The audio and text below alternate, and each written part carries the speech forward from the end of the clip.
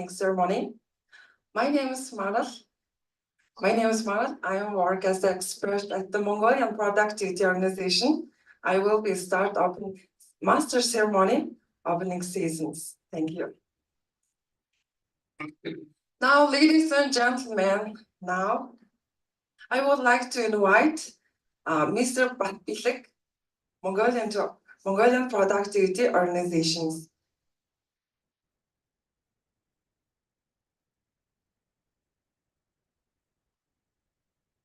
Thank you, Marcus. So, very good morning, everyone, dear participants, and dear Mr. Senior Jury, Principal Officer for Program Directorate of Asian Productivity Organization, and our honored guest, Mr. Director from Cabinet Secretariat of Mongolian Government Government, and Mr. Ilham Bayel, MPO Director for Mongolia, Chairman and MPO head, and our senior consultant, Dr. Akira Morata, and distinguished resource, our guests, very good morning, and I wish you, and I very welcome all of you to Mongolia, Ulaanbaatar city. It gives me the great pleasure to welcome all of you in this morning to the multi-country program on development of productivity practitioners for youth, jointly organized by Mongolian Productivity Organization and Asian Productivity Organization. On behalf of MPO, I would like to extend my sincere gratitude to the participants and research speakers from Asian Productivity Organization's member countries for coming to Mongolia. We are also grateful our participants, local participants, and our sincere gratitude also goes to our research persons, Dr. Akira Morata, Mr. Latif, and Ms. Rachata, and Ms. Tu, who will share their valuable knowledge all over this training program. Although your stay in Mongolia a very short time, we are very happy to introduce our history and our lifestyle and Mongolian culture, and our experts and MPO employees will be happy to help during your stay here. Mongolia is the peaceful democratic country with parliamentary governance. It has the vast territory with a population of around 3 million people and around 70 million livestock, which is the 20 times of population size. And it's rich in mineral resources. Although Mongolia is the country never-ending grassland and is assumed to have a rural lifestyle where many people still live in nomadic lifestyle.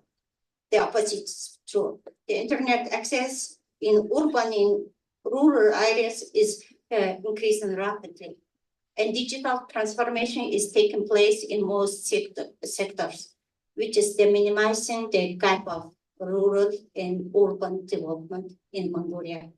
We see the great need to improve the quality and productivity in our country as we ranked around 100 to 120 out of 140 countries in the world economic ranking, competitiveness ranking last decades. Mongolia's performance also good in innovation and digital transformation and education performance, which gives them a very good opportunity for us to be developed in next decades. And there is also high potential in higher quality labor and value addition through innovation and digital transformation to accelerate our country economic growth. We aim to contribute to accelerate the country's economic growth by spearheading the productivity movement throughout all sectors in Mongolia, conducting the professional trainings and consultancy service and the policy advisory services. Mongolia is a young nation. 1/3 of the population is under the age of 35, and many young people having the challenges to find a good job because of their lack of skills and experiences, and also there is very few opportunity to find good job in Mongolia.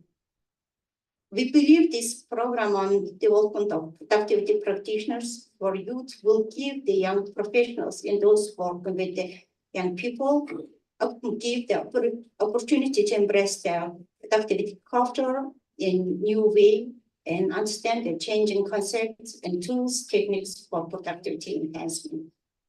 MPO also emphasizes the importance of youth in productivity enhancement for the inclusiveness. With the outstanding skills, young people are expected to lead productivity movement in near future. With this, I would like to success to our program on development of productivity practitioners and wish you again very welcome to Mongolia and thank you.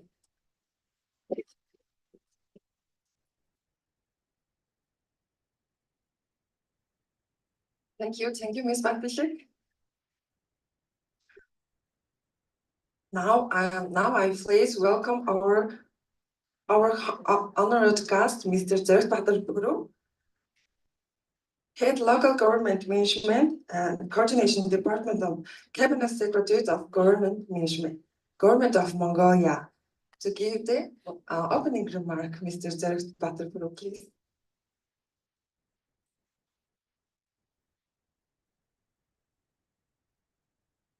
За энэ Азийн мэдээлэл байгууллагын Монголын төсвийг үтсэн захирал Бэр Монголын мэдээлэл байгууллагын төсвөлөнд мөн Азийн мэдээлэл байгууллагын төсвийн өдөрлөг хариуцсан захирал ноён Жанрын дүүрэ болон нийт хүлцээсэн тавталын төлөвлөлийг мэддэг байна.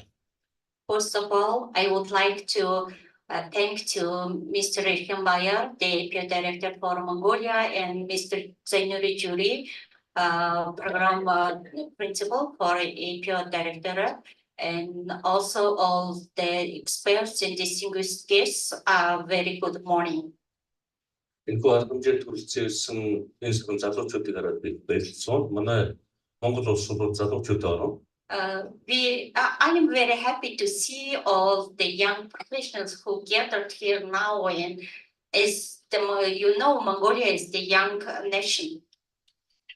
Монгол улс хүн амжилттай аль болохоор одоо хүн амынхаа тоог өсгөх бодлого барьдаг. Одоо эхчүүдтэй 4 хүүхдээс дээш хүүхд төрүүлсэн эхчүүдэд одоо төрийн одон өгж эдгцэх болон бус талын одоо урамшууллыг болгодог. Хүн ам өсгөх бодлогыг хийдэг улс байгаа. Mongolia is very less populated nation, so we are very few of us. The government of Mongolia has the policy to increase the population. So if the mother has more than 4 kids, so they have very good intensive provided by government. Монгол улсын хурлаас залуучуудын хөгжлийг дэмжих тухай хуулийг батлаж хэрэгжүүлж байгаа. Энэ залуучуудын хөгжлийг дэмжих бол залуучуудаа нийгмийн оролцоог хангах, мөн улс орноо өдөртөн чиглүүлэх зүйл одоо залуучуудаа бэлтгэх ийм одоо зорилготой их зөвлөлтөнд бүтээсэн байгаа.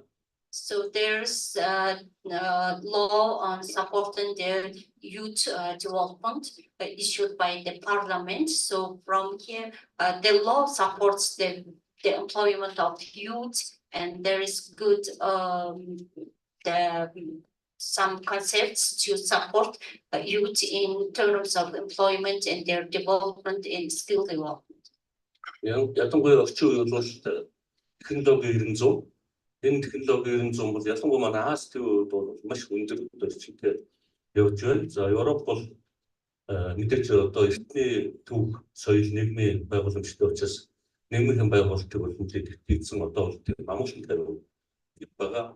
Манаас төв бол үнэхээр технологи болон нийгмийн амьдрал үйлдвэрлэл одоо буцалж байгаа ийм одоо үед амьдарч байгаа залуучууд авах. So the innovation and technology development is very important, crucial for the youth development. The Asia is the region where the innovation and technology increase, the enhancement is going very rapidly and changing very fastly. The European region there has the long history and has the very good development opportunities for them. So they are very peaceful. They are in normal stage of development. So in Asia, we need to do a lot of improvement in terms of technology and development. So we has a good opportunity, a greater opportunity in terms of technological development. Энэ технологийн 900 үнэхээр улс орны хэд хязгааргүй юм одоо нийгэмшиж байгаа нөхцөлд одоо энэ ялангуяа бүтээгдэхүүн асуудал технологийн төлөвлөлт менежментэд тогтолцоог аль улсад яг нэвтрүүлж байгаа талаар туршлага судлах залуучуудаа бас энэ аль улсын одоо ямар онцлогтой үйл ажиллагаа явж байгаа гэдгийг мэдрүүлэх чухал гэж бодож байна. Энэ арга хэмжээ чухал арга хэмжээ зөвхөн. Yeah, it's very important that we need to consider the productivity and quality. Also, we need to attract the youth in movement of. They need to be very active in the movement of productivity to be very competitive and skillful. So. In this time, we are having this kind of program on development of productivity practitioners for youth. It's very crucial and timely activity. Монгол улсын засгийн газраас төрийн бос байгууллага мэргэжлийн холбоодыг дэмжих төрийн одоо тодорхой чиглэлүүдийг төрийн мэргэжлийн холбоодоор бүрдүүлэх юм бодлогыг идэвхтэй барьдаг. За энэ утгаараа ялангуяа бүтээмжийн асуудал, чанарын удирдлага менежментэд зөвлөх асуудлыг Mongolia government has the policy to partner with the NGOs and the private sectors. Within this scope, the government of Mongolia very closely worked the Mongolian Productivity Organization to improve the productivity of nation as well as the public sector productivity and private sector productivity. We need to play together in order to get the effective results. Монголын засгийн зэрэг газар манай бүтэмжийн Монголын бүтэмжийн авдарч засгийн байгууллагууд ялангуяа нутгийн засгийн байгууллагуудын ашиг стандарт төлөвлөх ажлыг хэрэгжүүлэх ажлаар хэдэн жил шүлбэнтэй ажиллаж байгаа. Тэр талаар манай бүтэмжийн хүмүүстэй мэдээлэл өгч байна. So the cabinet secretariat of government of Mongolia closely working with the MPO to improve the productivity of public administration organizations and the local governance offices. So we have good results. I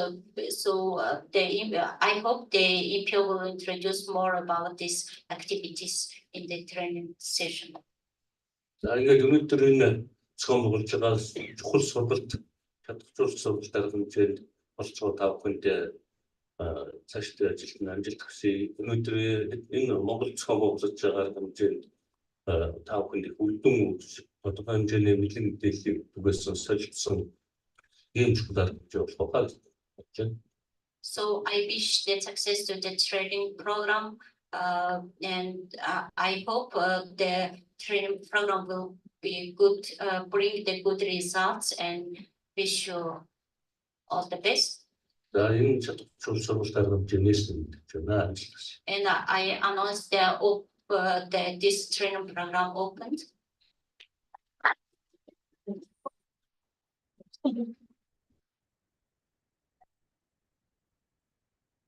Thank you so much, Mr. Patapuro.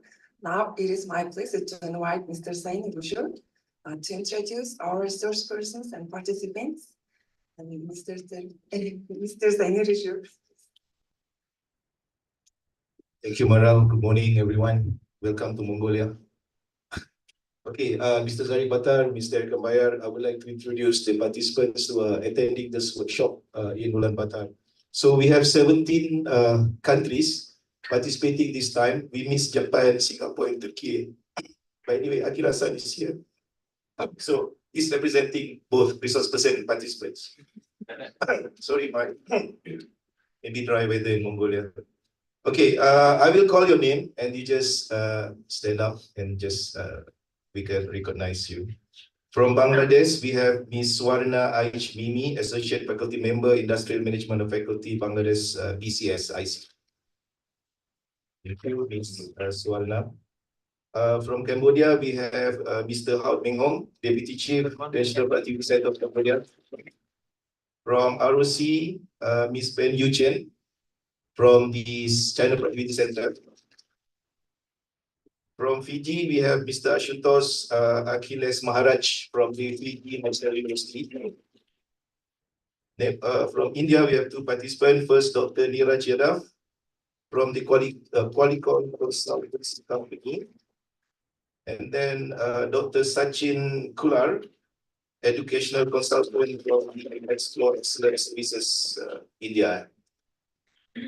Okay, from Indonesia, Dr. Arif Murti Roza Muri, Head of Program Universitas Pertamina. From Korea, Ms. Dag-yeon Kim, Consultant, Korea Productivity Center.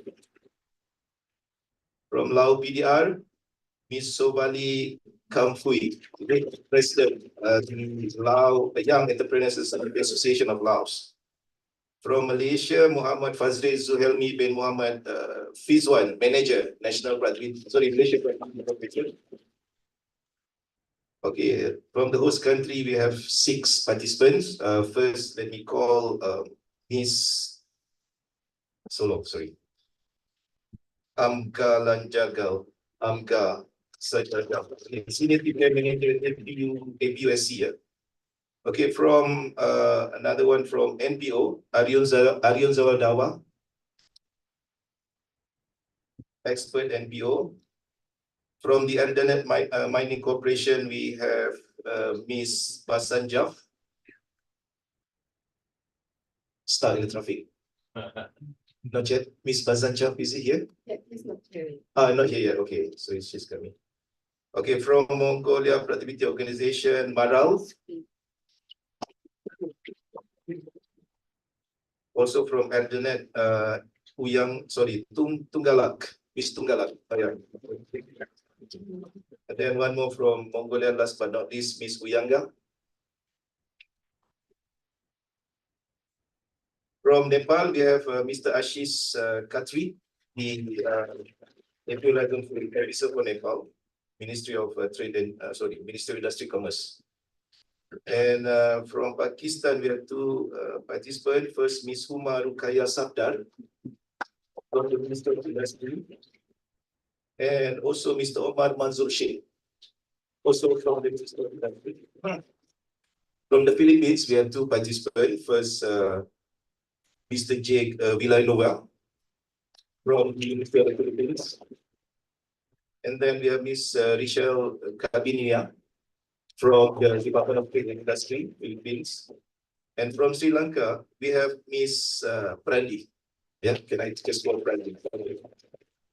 From the NPS, National Productivity Secretary, Sri Lanka. From Thailand, we have Ms. Pacharawan Sutira from Thailand. From Vietnam, we have 2 participants as well, Mr. Nguyen Tuan Han from the Vietnam Standards, and Ms. Ting Quang Tao from STAMEX. This is Small and Medium Enterprise Development. Mr. Yamaran says, Mr. Purev, we have 4 resource persons, 3 international and 1 local. So Mr. Akira from Japan, from Chiba University. And then we have Mr. Muhammad Rizwan Abdul Latif, the consultant from Malaysia. And we have one from Thailand, Ms. Rachada, is a director in the Thailand Graduate Institute. And Ms. Tul, this is the most famous consultant in Mongolia. Okay, thank you very much.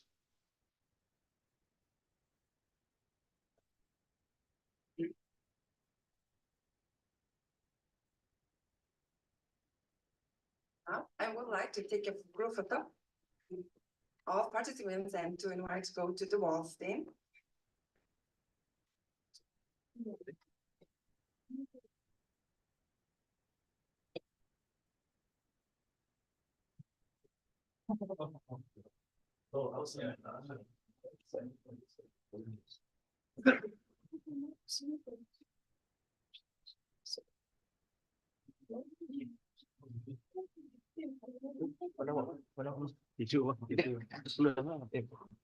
Jalan samping suara. Ambil angin lagi tadi 20. Oh dia. Cepat dia. Malam ni dalam pukul 8:30 atau pukul 10. Alah pukul 10 slow. Tak ada apa pun dia jalan. Tak beli apa-apa. Duit tak ada. Pusing kan. Tapi malam pencang. Sampai ke malam tak. Dia kata gitu ada. Ayam.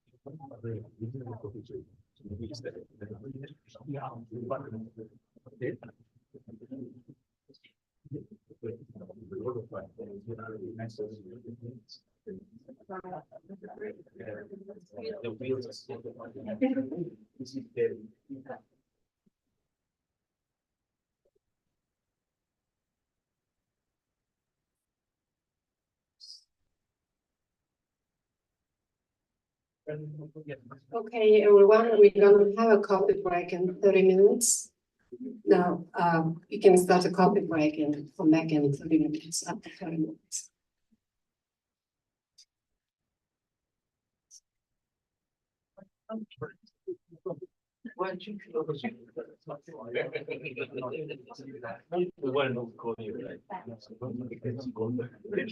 So you're more important than this. I don't think it's yours.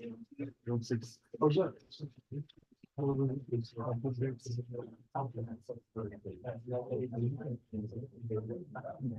I'm sorry. Because you were wrong. Again, never break up.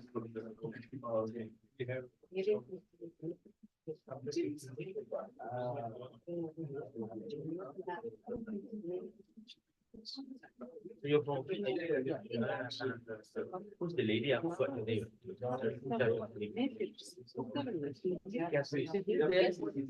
No wonder she never called me. She migrated he or she? He. What do I? You're from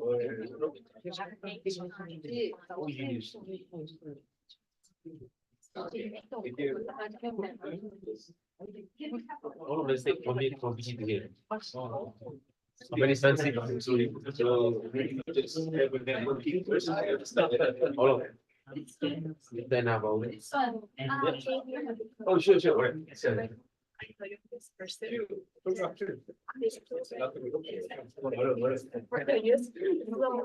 the reason that my company picked me to. Participants, we still have times. So we're gonna start at 9:45. Based on schedule, we should start at 10:30, right? But we are ahead of time. So now we're gonna have a coffee break. So let's let's mingle around first, exchange your business card whatsoever. Then we start the session at 9:45. Yeah. So we can start early, then we finish early. It's better, right? Rather than we start late, then we finish late.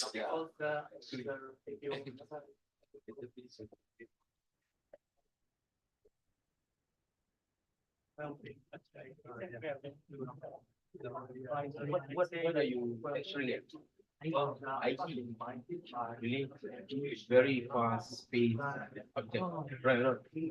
Everything we know today might be obviously tomorrow. Right? So lecture has to be always acute with new knowledge, everything. That's the issue now. No? Teachers are not that acute with new things. Correct.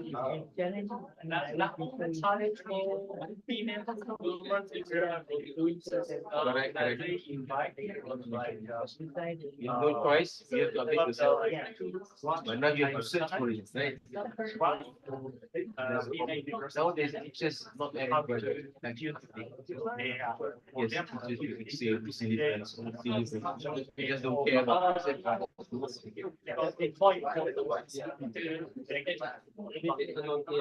Yeah,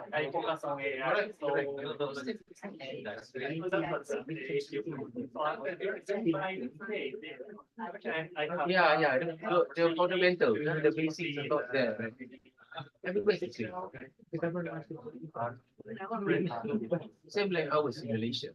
Everything was on internet based, but internet is not there. Everybody wants to be people don't want to say, yeah, we that's resources. The only thing, but then again, the fundamental is not there. People like you have enough time. Especially on IT. I don't really say IT was good. Like normally.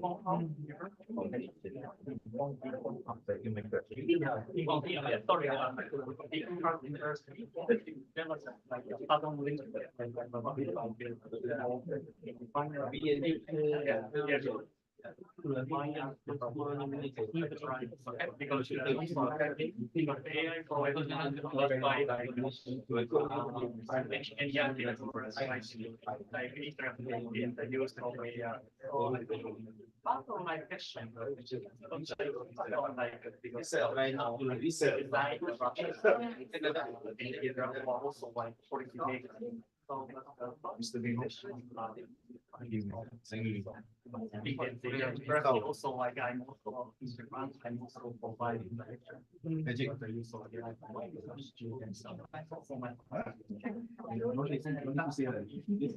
Kind of be familiar with it. So I can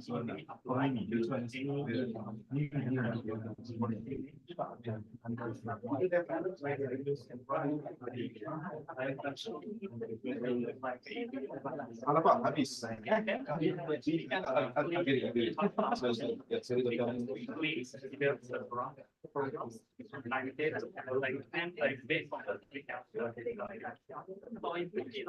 my first it's much better. Because we have some AITs. So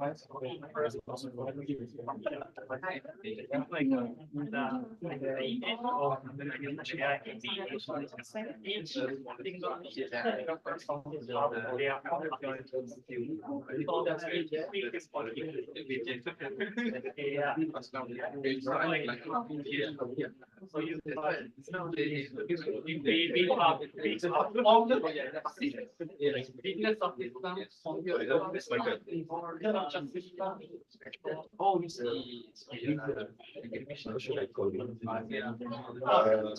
Sachin. Oh, Sachin. Dr. Sachin.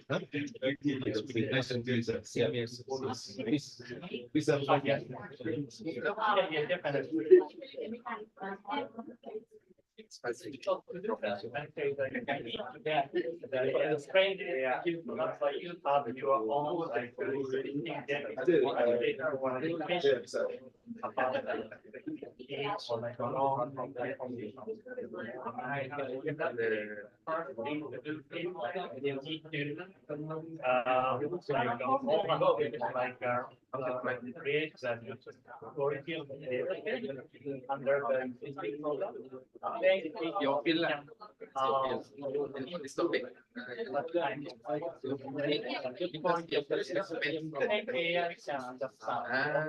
Thank you so much. Okay,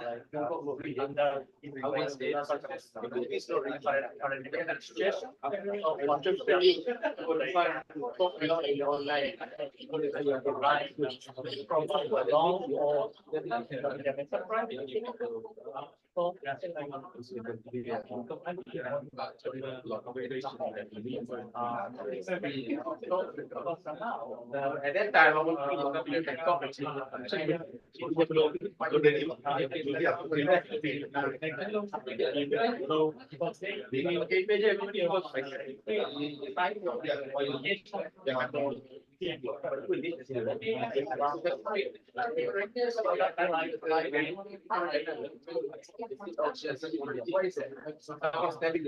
yeah, February because I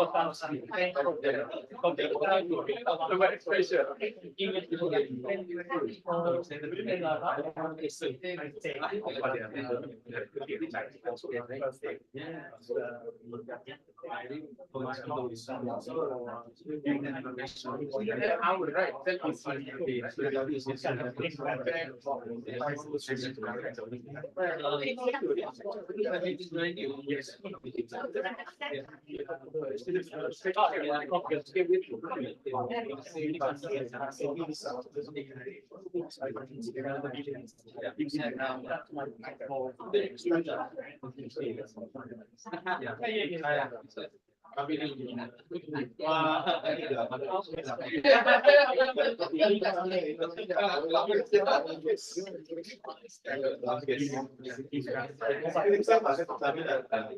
Kalau di Malaysia ada di cewek. oh yeah. Oh, itu masih di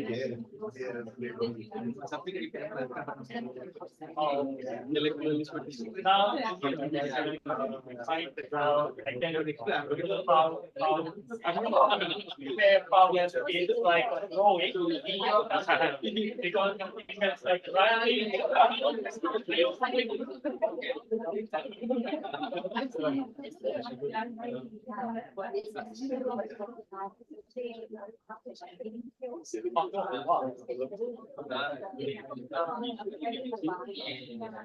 You went to very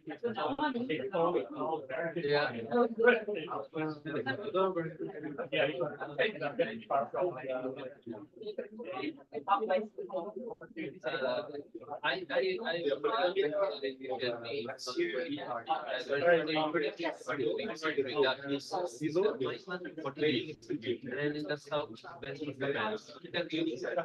yeah,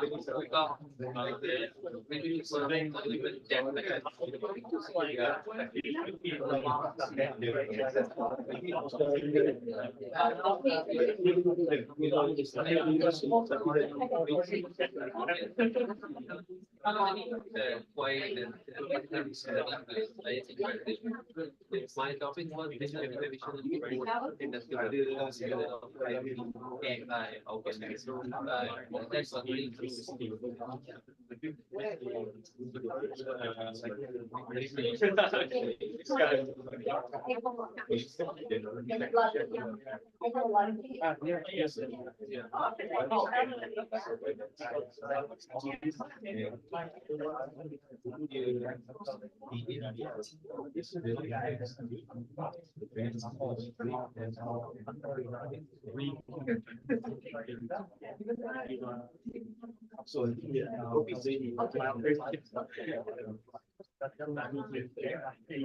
Yes. So I think you were at the break session. Yes, I'm from Sri Lanka back then. And I was for a moment I thought, oh, you have another Sri Lanka. Yesterday was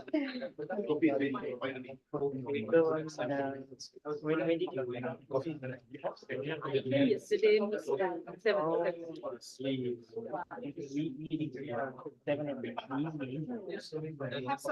So you're from the university. Yeah. I'm a deputy director with the National Productivity Organization of in Sri Lanka. Yes. No, but I've heard it's a very beautiful place. I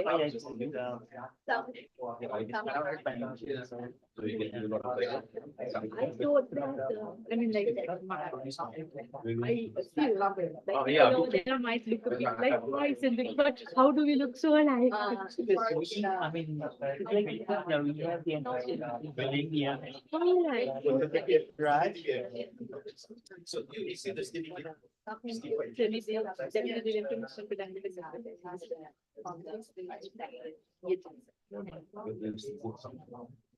That's why you're only. I don't know. Yes, I think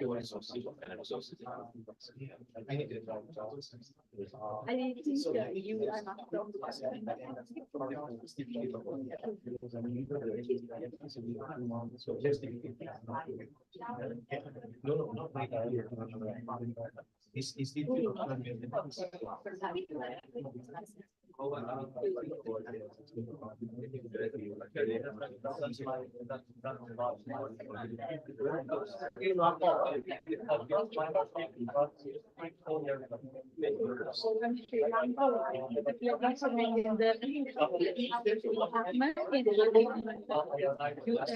Maybe I can network with you over in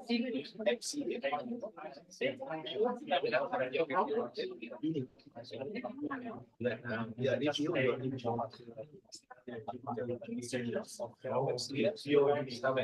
so you are doing what? What you do. So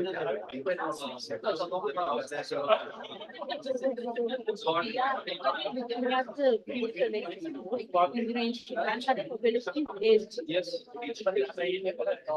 that problem is so you know more people in vocational training skills rather than education stream trying to get them, you know, have this productive so they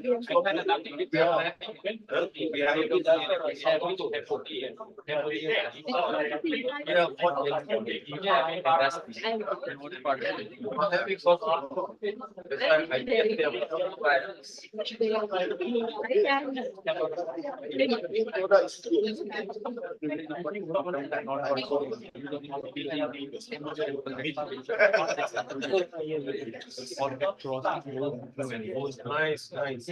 I've been to Amsterdam to see their art. I have got to learn from you people because most of people use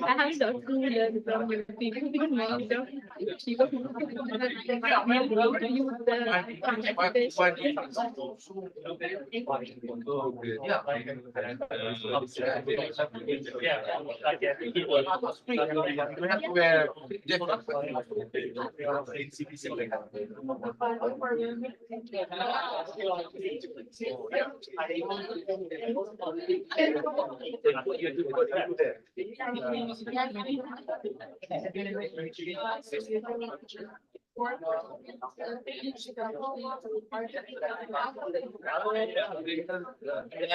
Because of for you, correct? User experience. We are young. We are all young, right? So when you are something and sell better, Young at heart. do marketing better. Really? So really, oh, yeah. Will you charge? Let's become young. That's 5 days. How much you charge? How much? Where does it play? Usually how much? I want to know whether I can afford. How much? Is it daily rate or project based? So how much? Average US dollar.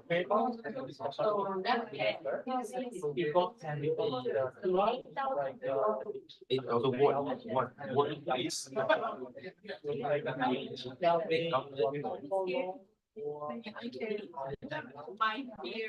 one project? I think I can afford. Yes, can be. That's it.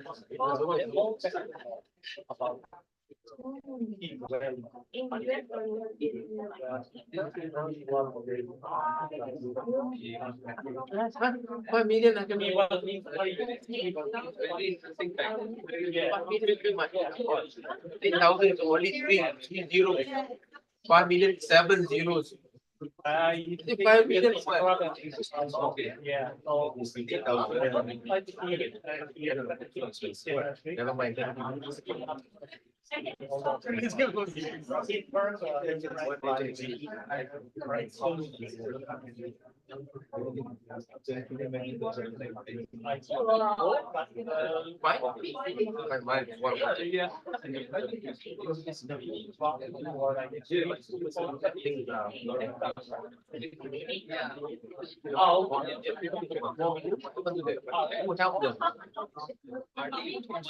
Well, with that price, I don't think you can count them, right? With that kind of price, features yeah, the small, medium, what?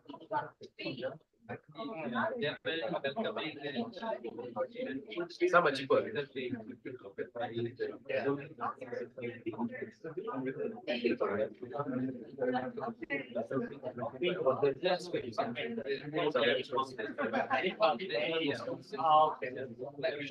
Even then the wood. It's quite expensive. For us, especially. Right? For foreign, it's cheap. Right? Or it's also expensive too, or you use it. Really?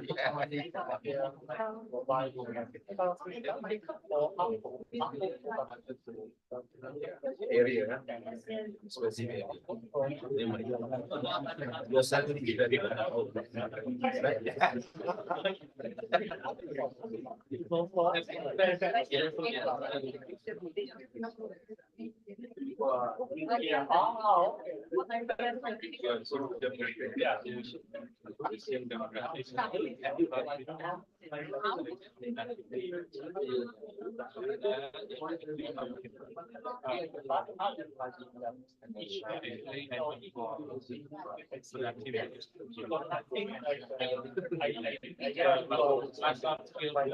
That's another problem.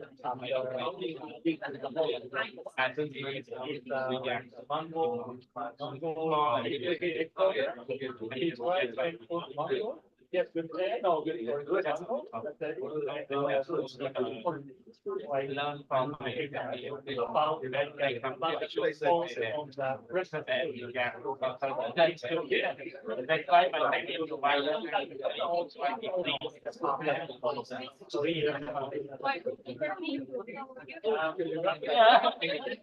yeah, yeah, Yeah, but yeah, my share, but actually,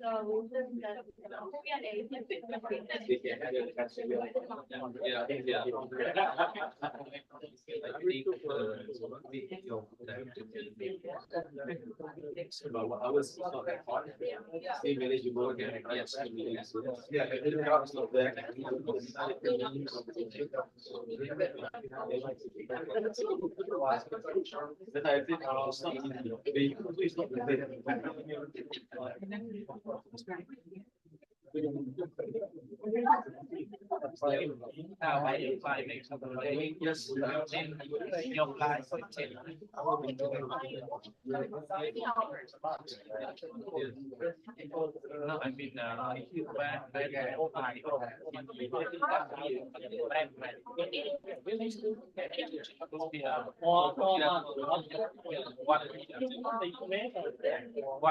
happened from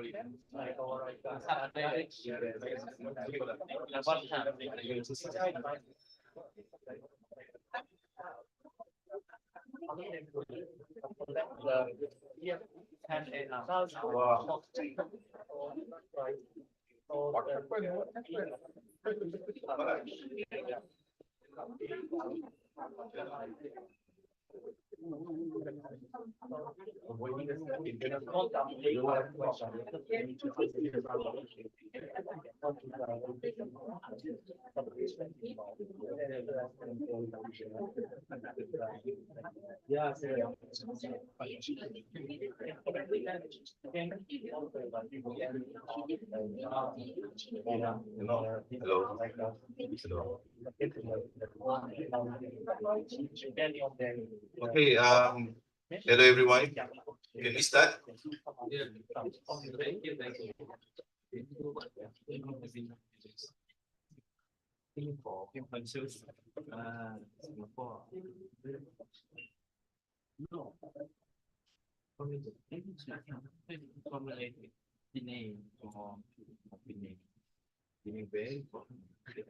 Okay, I will start with the first session. Just a short introduction.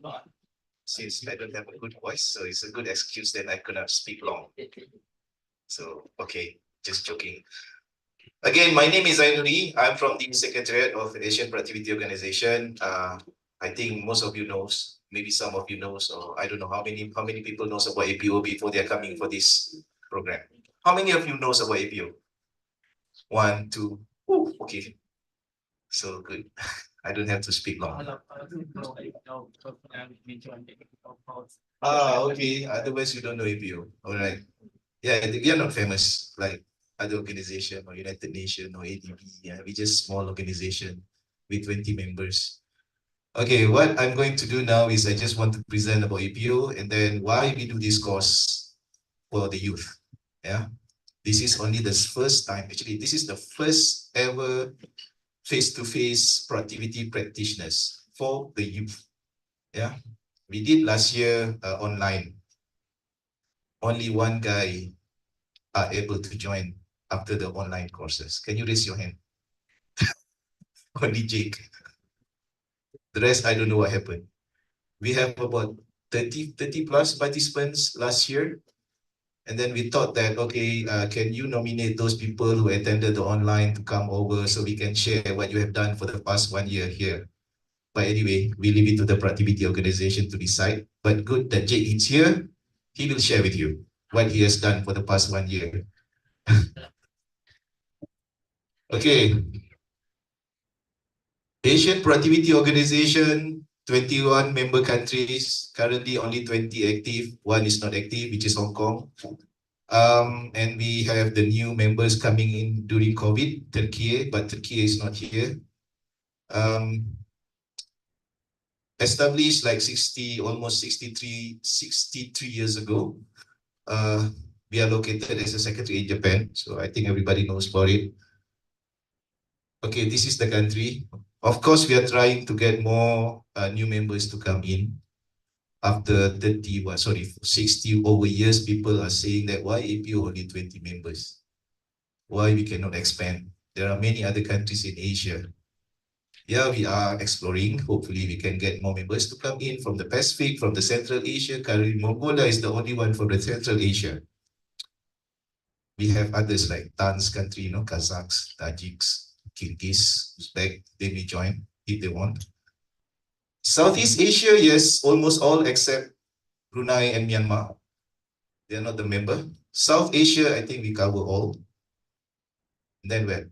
West Asia, no. Arabs, the Middle East. Maybe only Iran. Iran is here. Iran is a member. And Turkey is part of one. Half Europe, half US, half Asia. That is the member now. And the only one in Pacific is Fiji, right? So hopefully Fiji can promote to the other members in Pacific, like Tuvalu, Samoa, Papua. When they come to join us, then we can expand the members of MPO. Okay. All right. Yeah, this is our partners. Some of you are coming from this productivity organization. How many of you are coming from the productivity organization? Okay, 1, 2, 3, 4, 5. Okay, many of you. So we are, as I said, we are just a small organization. We are not like UN. UN are able to have the country office in their member country, but APO, we are not afford to do that. So what we do is we coordinated with the productivity center of the country to help us to implement the project. Like what we are doing now in Mongolia, we need to need to depend on the Mongolia Productivity Organization to work. Not to work, but to support us. So the same thing, if we have a project in India, then NPC India is helping us, Bangladesh, or all those countries, Thailand as well. This is very interesting because not all the countries in the world has a productivity center. Even if you go to Europe, I don't think they have. Maybe they have one like a commissioner in the government. But in Asia, it's very interesting. We have this kind of thing. People want to learn actually how Asia developed the productivity. Even in Africa, they have a productivity center, but they are not as strong as Asia. So this is something that we also want to share the best practices of the productivity organization to the other countries, like non-members. They want to learn. So we have a visitor from Africa, from what else? South America. They want to learn how Asia is promoting productivity. This is the strength actually, productivity center. And some of them are government, some of private sector. So we leave it to the country on how they want to establish the productivity organization. Okay, you can stop me anytime if you have a question, okay? Okay, sorry. I just want to share our mission, of course, we want to contribute the socio-economic growth to the productivity enhancement. At the same time, why we do youth is, if you see at the vision 2025, inclusiveness. Here the point of inclusiveness, meaning that we want to make sure that productivity covers all segments. All segments, not only SMEs or not only public sector productivity, but we want to focus for all these segments, including women, youth, yeah, and people with disability. So that's why we want to, this is why this course is being organized. But okay, anyway, you don't have to know this. This is just organizational structure of APO, secretariat. Okay, this is our role as the APO. What we do is think tank, mean we do the research. We do the research first before we go for something like, okay, like youth, what are we going to do? For the 5, 6, 7 years, we try to do the research first. Whether this is very important, then we go for the program like this. And if you're familiar, our main publication every year is data book, productivity data book. So that's where you know where your productivity level is, all the countries. So from there are some recommendation and suggestion. Okay, for this country, for this country, what should we do to help them to improve the productivity? So currently, we are not working only for the ground level, but we also work for the government, the policy level.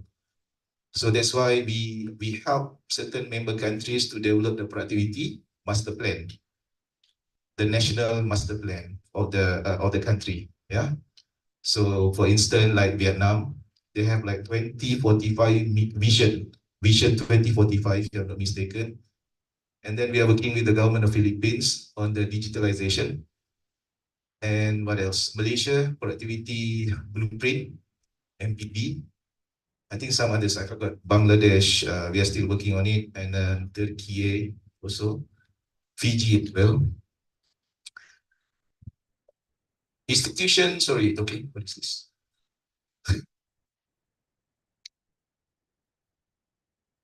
Okay, I don't have to, okay. Yeah, the key activities. Okay, so this is part of the, what should we call as capacity building. Yeah, capacity building. So we have research, we have dissemination of the activities. So this is part of it. But we call it training course or we call it workshop. It's part of capacity building of the APO.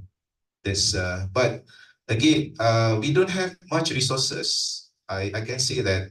So we try to, okay, for instance, like this course, we cannot do it once a month. What we can do now is only once a year and only 1 or 2 participants per country. For this course, for example, we received like 60 applications, 60 over, like Philippines, they send 20 over nomination, which is good. But we cannot afford to bring all 20, 30 Filipinos coming to Mongolia. So what we ask you, you are the promoter. You came here and then we want you to disseminate what you have, not only learn, but you learn and you share. What you have gained from these 5 days, you are the change agent, I can say. That's all that we can afford. Only 1 course per year on any subject, but those participants who come over, we encourage them, we advise them, okay, please share with others in your member countries. That's the only thing that we can afford. But, okay, but we can also try to help you if you want to bring this kind of the same content or maybe the same speaker, you want to do it in your own country. Let's say now it's in June, and then you plan, okay, Zainuri, why don't we organize the same kind of training in my country in September or October? So I can invite 40, 50 people in my country. So we have a national level. We can support them. We can support. Let's say we can send 2 or 3 resource person. Then you can organize. As I said, we cannot bring 20, 30 Indian participants to come to this kind of course, but you can organize at national level. Yeah. Okay.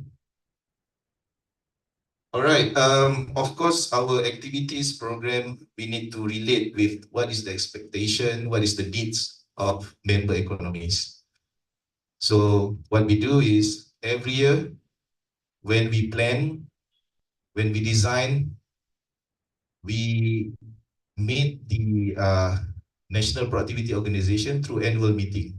So where we presented, and then we debate, and we consulted. For instance, like next year, 2025, we already have the proposed list of activities, but we need to get the agreement from the member countries. Then in 2025 list, we need to present in October in Fiji to the heads of organization, the head of the NPOs. So meaning the secretariat just can plan, design, and propose. So the final approval is from the member countries. So this is how we design and develop and implement the program. Okay, this is some of example bilateral cooperation between NPOs. Why we prioritize NPO? Because they are the most important partner with us. We can go directly to like universities or department in your country, but we just use NPO as our bridge. So that's why if the NPO is strong, then the productivity movement in the country is strong. So what we're trying to do is we just help the NPOs. Yeah. Bilateral cooperation means we encourage cooperation among the NPOs. For instance, NPC India want to cooperate with NPO Singapore, or Korea Productivity Center want to have a collaboration with China Productivity Center. So we facilitate that kind of cooperation. It's not only visit, but you should have a long-term plan. What are you going to do between these two organizations? So we support that. Okay, specific national program is we provide policy advisory. So this is when we reach the higher level of the country, the prime minister or the president, and give them the report. Okay, this is what the country should do. Yeah, the proposal. Development of demo companies. Yeah, for instance, in Mongolia, we have many demonstration company project. One is this is Erdenet, APU, those involved in our demonstration company project. It means that, okay, this company will become the benchmark for all those industries because we don't have the capacity to help all the companies in the country. So we need to select one or two and become the example. So that is the activity. It's a 1 year activity that every, okay, maybe 6 months to 1 year, we send expert to that particular company. Other than, okay, this is training that what we are doing now. We can have online or face-to-face, yeah. This is also another activities for to recognize the experts on productivity. We received a suggestion like 5 or 6 years ago that why not APO or certify or recognize the productivity expert in the country, right? So because people can say that I'm the expert, I'm the productivity specialist, whatever, but who recognize you, right? So that kind of argument coming from the member countries, then why not APO try to come up with very good procedure in recognizing these people? I'm certified productivity specialist. That's where we develop this accreditation program. Accreditation means APO accredited the productivity center of the country as the organization who can certify the productivity, whatever expert they call it, specialist.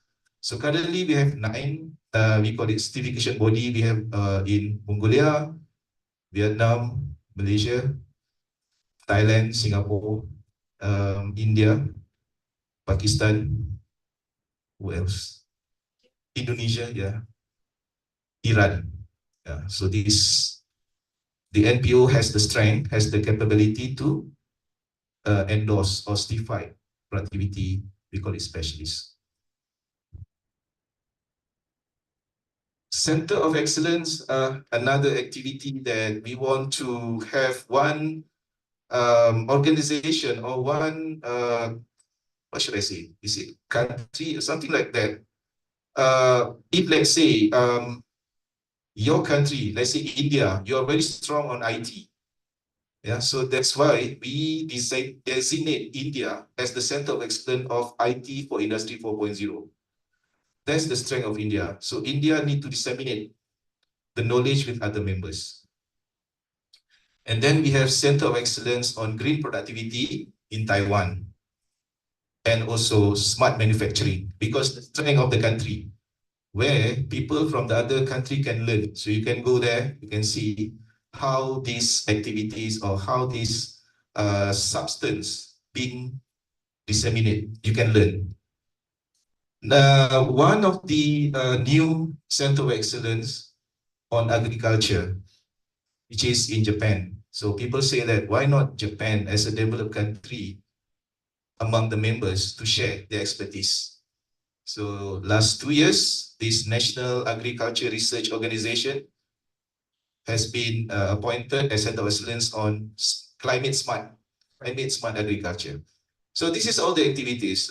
Public sector productivity is still running in DAP, Philippines. And what else? Okay, we have 5. And now we want to develop something new on sustainable tourism. We thought Thailand can be a good candidate because everybody knows Thailand, good for tourism. We cannot deny that, right? So that's why the secretariat now is communicating with DASTA department. What is the name? What is DASTA? Rachana? I cannot remember the full name. It's about development of the Sustainable tourism. Right. Okay. Yeah, that kind of thing.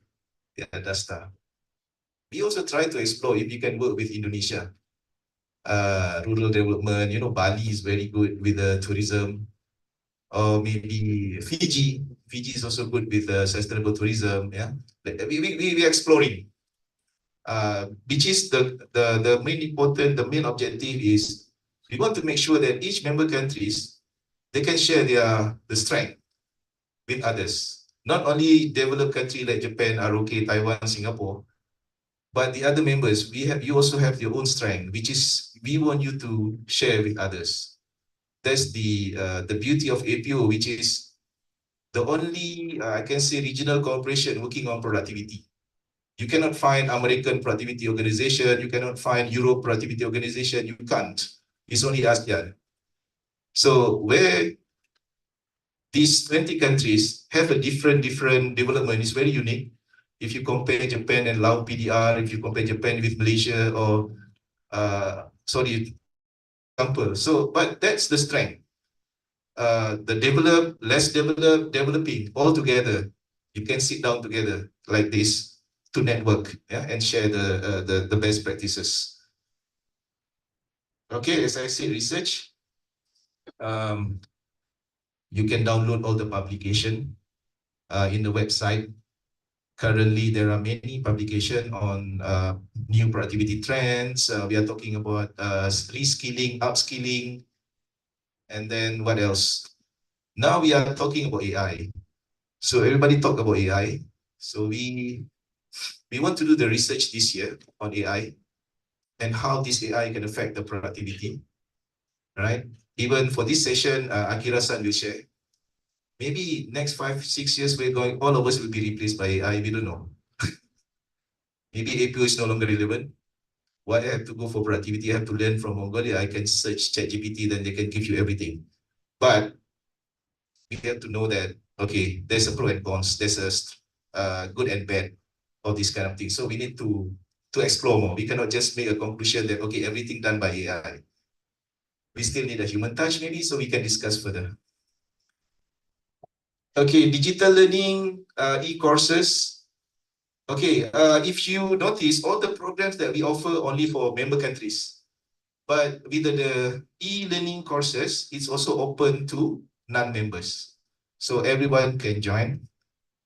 We have participants from Middle East, from Europe, from Africa. So this is also the way we promote APO, enhance the visibility.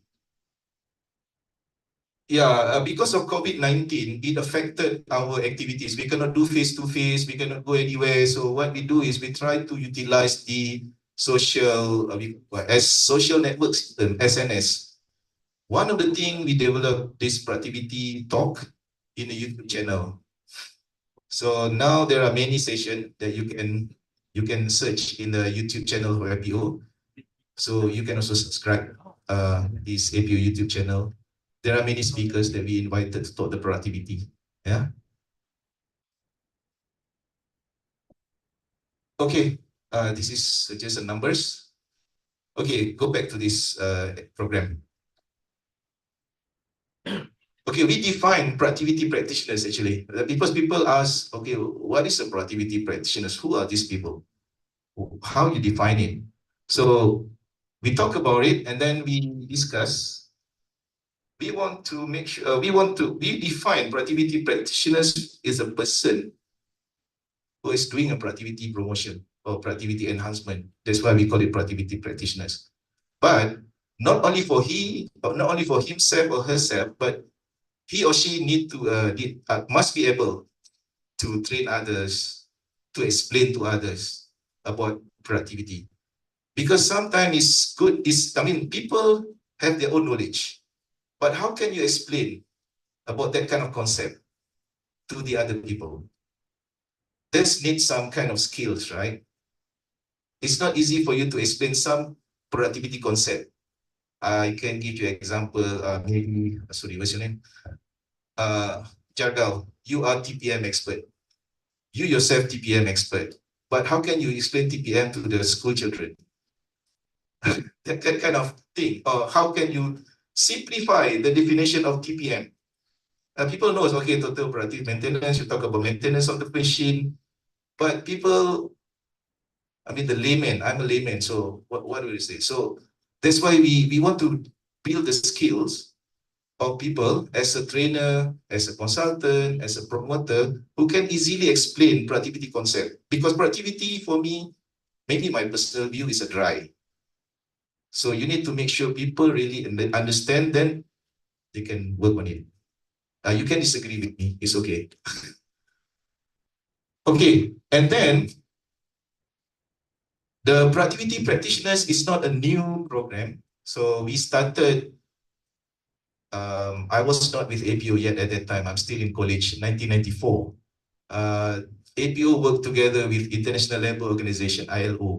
So at that time, they formulate how can we train people, or how can we equip the knowledge to the people to be the productivity expert. So they come up with a very thick book. I still have in mind, but I didn't use it because it's very thick. They come up with all these modular. Okay, module 1, what they need to do, module 2, what they need to do, module 3, what they need to do. Then from 96, we started. We call it development of productivity specialists at that time, because the word specialist is more catchy rather than practitioners. So we started in the Philippines, 1996. We call it development of productivity specialists basic course, basic, not advanced. So we the APO started inviting all the NPO staff from all 20 members and sit down in the Philippines for 1 month and learn about productivity basic. Yeah. So that's where we started. And then in 2001, I guess, so we started 1996, formulation 1994, implementation 1996 basic. In 2001, we introduced advanced in India. So this was the first advanced course. So they said basic, okay, 5S, Kaizen, QCC is basic, and then, okay, they want to go for advanced. Lean, Six Sigma, balance scorecard, so they call it, okay, this is advanced. Then they do it in India, and only up to 2003, I forgot, then they moved to Malaysia. Now, we have the limitation of resources, because 1 month to bring people to be able to stay in one country is also expensive. Yeah, 1 month for basic, 1 month for advanced. We try to make sure that it's cost effective. Then we merge into one course, both. no more basic, no more advanced. We call it productivity practitioners only. And only then we reduce the duration only 2 weeks. But we try to combine with the online. So before they come over, they need a preparatory course. They need to do the e-learning course before you go for that face-to-face. So we continue this kind of program. But our objective at that time is just to strengthen the national productivity organization of the country, because people come and go. Like you join MPO 2-3 years and then you learn a lot of things, then you disappear because you got better offer. Right? Then the new people come in. Then NPO said, "Oh, we need to strengthen ourselves. NPO, please help us." So we continue this activity until now because of this. And then they say the NPO also need to be equipped with the new things of productivity because it keep on changing. As I said, AI now coming, digitalization. So the productivity consultant of the NPO also need to be equipped with the emerging trends of productivity. So that's why we continue this kind of thing. This is the, as I said, we formulated in 1996. So we still continue working on it. As what you can see, this program is not only for APO members, because we also receive requests from the non-members, how APO or how Asia developing the productivity specialists. So we introduced to Africa in 2007 with the support from government of Japan. And then, of course, Colombia, there's a one program that we introduced to the South America. Then from this course, we developed accreditation to the certification body. And now 2023, we started to the youth. So this is the evolution, yeah, the progress of DPP, the brand, Productivity Practitioners. Yes, last year, we did it for how many days? Jake, 2 or 3 days, right? 4 days, 4 days. This one was there as one of the resource person. It's online. That was the first time we did it. It's also unique because we thought that who should attend? The young people itself, the people in the university or people in school. We are kind of, but we cannot invite people from the school to come over, right, to APO program. Currently, we are inviting only the professionals, those people who are already in the workforce. Then we realized that maybe lecturer from the university could be a good candidate, or school teacher, those people who are involved in promoting productivity to the young generation.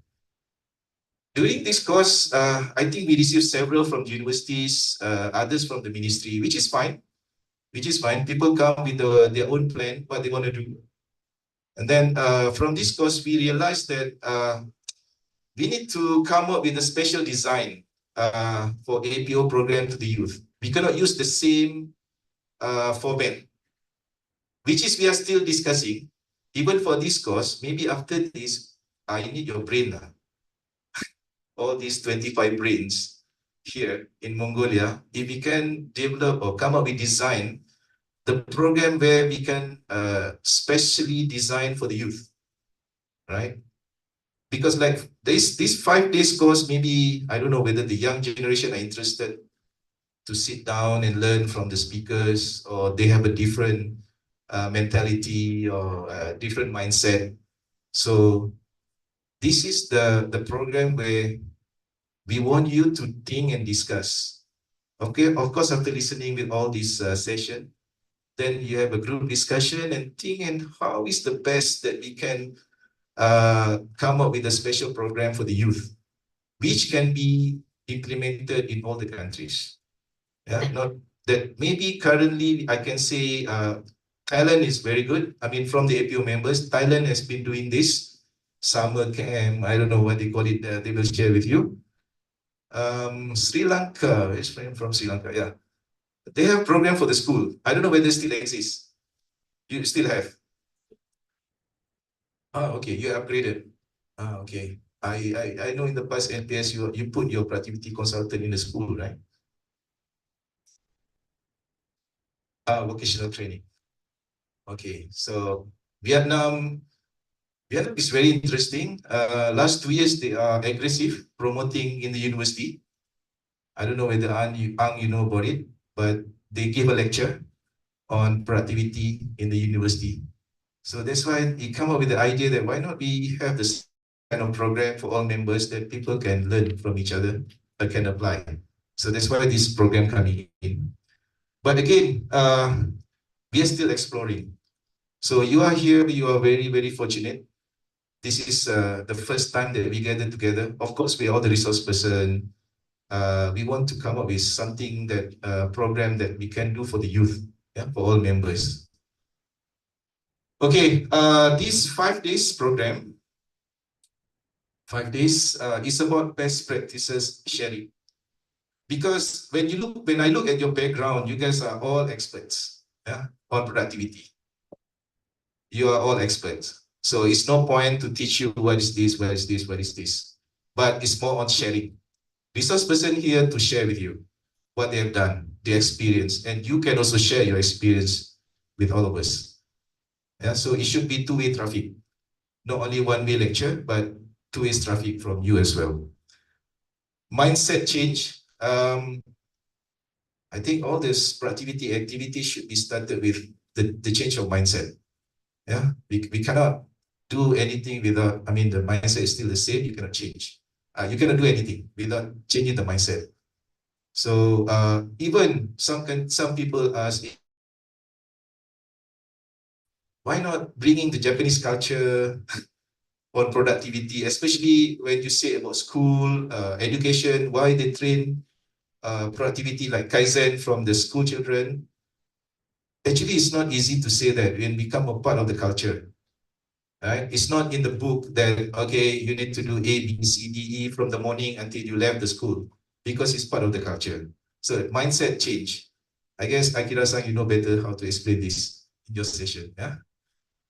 Okay, knowledge on productivity enhancement tools and techniques. Of course, we will share with you some of the basic concept of productivity, maybe just to refresh all of us here, the new tools on productivity.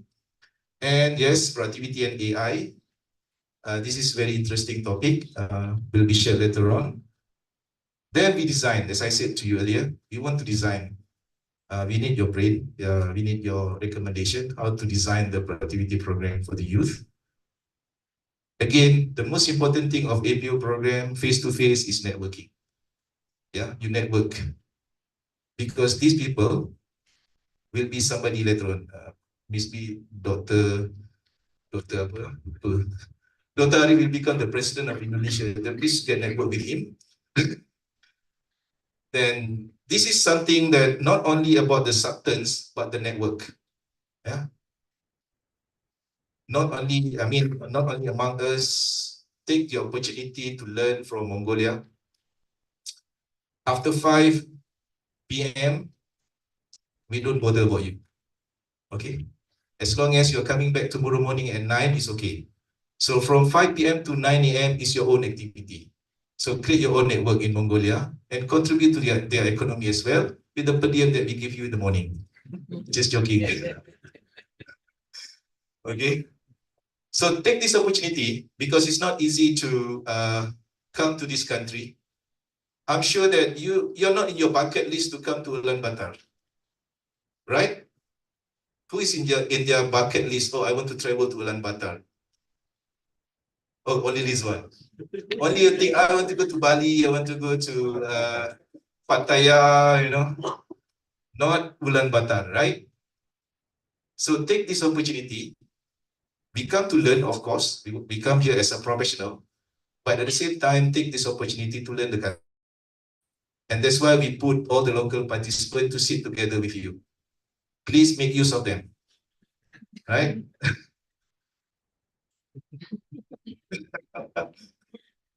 Okay. Any questions so far? All good? Sorry, it's a dry topic, but I hope you are still with me, with us. And just to remind you, we have the program schedule. Please follow that time. So far, you are all punctual. Very good. And please make sure that this is just to remind you. if you get sick, yeah, oh, sorry, before that. In each of the group, can you appoint one leader, one group leader? So this is not, what should I say, authoritarian kind of thing, but it's a democratic. So you can choose a group leader in your group, yeah, anyone. If that person want to volunteer, give him $1 lah. But we need one group, one leader. So it's easy for us also to communicate. If let's say here, Wani Pachawan become the leader, so we can check with her, hey, where is your group member? Yeah, so we don't have to check with others. And the second thing is, if you want to have one WhatsApp group among the participants, it's also good to communicate, because I know that people like to take photo, right? Take photo, and then it's much easier to share in the WhatsApp group. Because this group is very important. Once you leave Mongolia, you still be connected. Yeah, I know that after 1 week, people started to share their family photo, and then after 1 month, disappear. No more interaction. But it's good to return the network. So I hope that someone can take the initiative to set up a WhatsApp group. Anyone volunteer among the participants? Okay, you're still shy. Anyway, after this, maybe I will ask Zoa, you can start the WhatsApp group among the participants. Is it okay? Or you don't want to share your number? Is it okay or not to have a WhatsApp group? Because some people may think that this is my personal number, I don't want to share. If everybody agree, we do it. If someone said no, then it's okay. Yeah, MPO. It's good. Okay, MPO will do it. All right. Then you just get the number of WhatsApp group, then we can have a one group. It's also for you easy to give the instruction. Okay, tomorrow what time to assemble at the lobby and what happens, situation, blah blah blah. So it's easy. Yeah. Okay. 10:21. I finished my time. Is there any question other than this course? Okay. How about the hotel? All good so far? Any problem with your air condition or your shower? There is no noise. Everything okay? The food? All good? Okay, so if all good, that means you are good. But if you have any issue, just come to me or come to the MPO secretariat. If you have any problem, just let us know. So we are all adult. Yeah, we all come here to sit together and we become friends after this. There is no like, okay, secretariat is there, committee. No, we are all friends. Just call me anytime.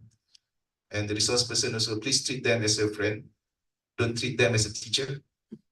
We are not attending a school training. Okay, we are all adult professional. And then we have to respect each other. Please leave your whatever position you have in your country, please. At the moment for the 5 days, if you say I'm the CEO, please treat me like as CEO, no, please. Or I'm the manager, or I'm a director of whatever company in your country, please leave it in your country.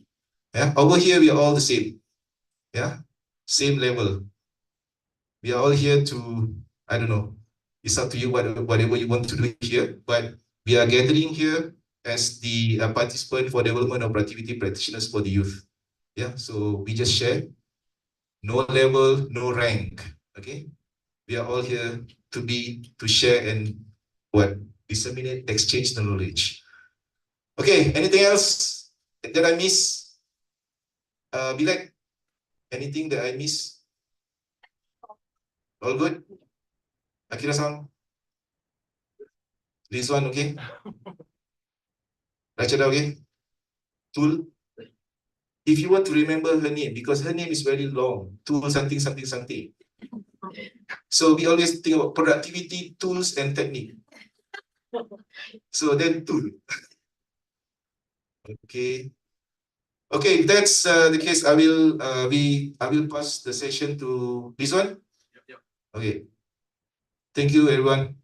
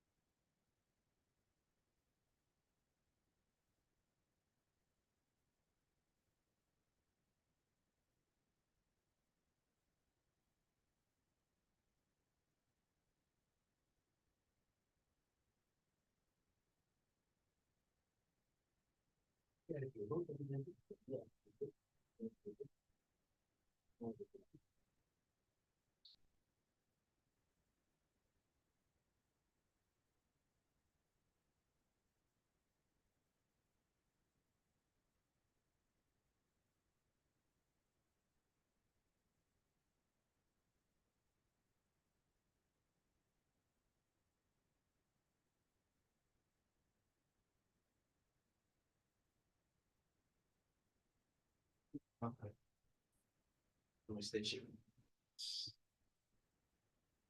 Check.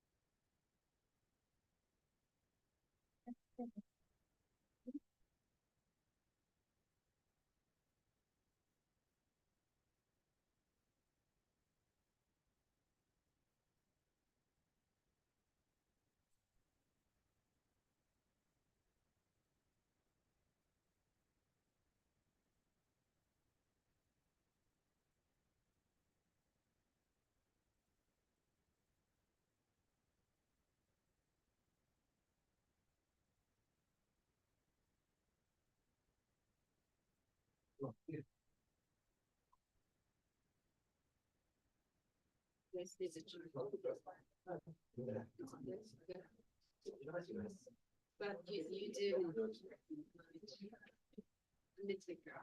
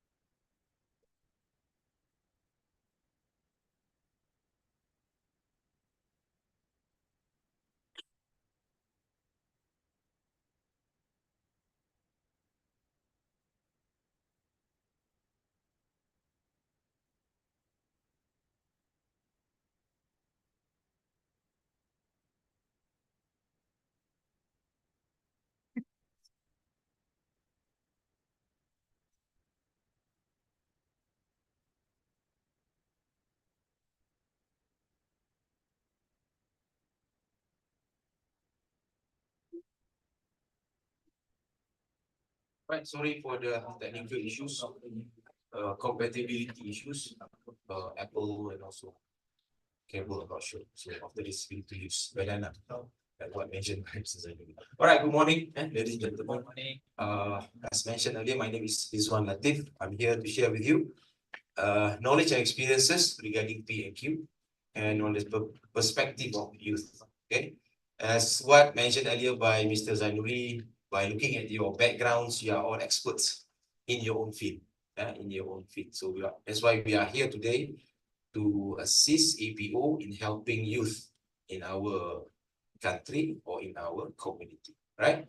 So I'm here just to share, right? So I'm bringing you all in now in the perspective of youth, because as what I've noticed, we have a lot of backgrounds from various experiences. So now we are talking in terms of what is youth all about.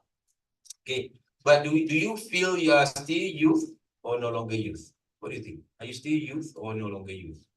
Youth. You're still youth, right? You're always young, right? Young at heart. It's just numbers. The only thing that always keep on increasing is your age, right? You never go down. You always go up. Okay. So at the moment, I have the privilege in Malaysia. I'll be discussing a lot of Malaysian perspective, because I've been doing a lot of programs with a lot of companies in Malaysia. So we are in the midst of issues now, because last year we did introduce this minimum wage in our country. Okay, we have a lot of people not getting what do you call it, fair wages. So what the government did, they introduced minimum wage, which is around 300 20 to 350 US dollars per person. And in any education level, if you don't study, you don't finish school, you still earn $350 a month. So now there's an issue now, because that rate also goes to people who are already having their degrees, diplomas, are getting also the same salary, $330 a month. So there's an issue now. So I was asked to help assist companies all over Malaysia now in doing productivity linked wage system. Means to say now, in order for you to be, you want to increase your wages, you must be productive. You must give something back to your organization rather than simply increasing your wages for nothing. But now you want to increase your wage, you must contribute towards your company's success. So it's not easy, ladies and gentlemen, because why? Companies dislike increasing wages, right? Increasing wages means additional cost for the company, right? There's an issue now because the minimum wage goes abroad, all same industries. Can you imagine all these small cottage industries? They are profit by cents, but they still have to pay the minimum wage. They cannot increase the price. The price is also the same. Price of the product is the same. They cannot increase the price because cottage industries, all these small industries cannot put extra price. So that's an issue now, right? So I come in now to discuss with all the companies. You can increase their wages, provided they must contribute back to the organization. So we need to create KPIs. We need to understand what kind of incentive they need. Because sometimes we need to discuss what kind of incentive that you want as a worker, right? You want transportation incentive, you want handphone incentive in order for them to become more productive. So the issue is the management now must be able to listen to the employees. Last time, employer make decisions. Now, no longer, right? You have to discuss with your employees, right? So I have the privilege now, and a lot of complaints I've been getting. The generation now is called strawberry generation. Strawberry, you know, strawberry is easily spoiled. When you touch it, it's spoiled. So youth are considered as a strawberry generation. Do you agree or not? So what generation are we? Are we mangosteen? They have thick skin, right? So from my point of view, the human resource department or human resource management have to change. The generation is that way nowadays, right? Because they are being introduced with technology at very early age. Can you imagine? So they cannot become like us last time, right? So I told them, you mustn't penalize the youth. You yourself have to change. So I look at their what do you call it? Turnover rate. In order to know whether the company is doing well, is through their turnover rate. 5% and below is considered good. 5% above is considered something is wrong. There are companies having 50% turnover rate. 40 people comes in, 40 people goes to the toilet and went off. They didn't stay. So most of the reason due to the condition of the factory. It's very hot. So the strawberry generation cannot work in a hot area. So I told the production people, you must make it cooler. Cannot, because their production need heat to produce good product, right? So to me personally, they have to change, they have to change because I've been to certain companies, the process is very hot, but there's a room, there's an aircon room. If they stay for 10 minutes, then they goes back to the aircon room. So they are more comfortable rather than staying there for the rest 8 hours. So sometimes I think the HR department or HR managers have to change themselves, right? They have to improve their working condition rather than blaming the strawberry generation. You get me or not? That's what I think is the best way, because we cannot simply doing that. Because we have issues in Malaysia, labor, we have shortage of labor. the youth don't want to work. They want to be the, what do you call it, gig industry, you know, they have like work-life balance. You work, you get more, right? So they are working with Grab drivers, food, all these apps, because they are getting more than working 9 to 5. Then they have more time. If you work sometime, they have no time, right? Go in at 9, goes back at 5. Sometimes company do have overtime until 8, until 9. They have to work 12 hours a day. They don't have time for themselves. So that's why new generation now dislike to work. But what do we have to do? We have to change our mindset, right? We ourselves, the HR managers, practitioners, we have to change ourselves. We cannot blame the generation. We have to change. We cannot blame the generation because everyone is doing the same thing. Okay. So this is what I'm doing now. I'm quite busy doing this in Malaysia. Okay. It's not easy to convince the management to share their cakes. Usually management will say, why should I give you more? Because why? Have given you salary, right? Why must I give you more? I have given you salary. Because some of the workers are asking for attendance allowances. Why? You are here because you're already being paid. But the allowances is some sort of motivational aspect. So they'll come faster. There's one company I did. Whoever comes early will get good breakfast. They'll have big breakfast. Whoever comes late will get only one break. So they inculcate all these early comers, you know. So I think there is just a simple thing to do, but matters the most, right? This is some sort of motivation to the staff. Okay.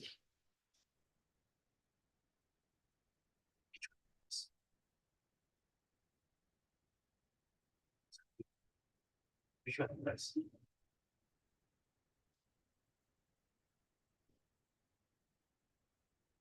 So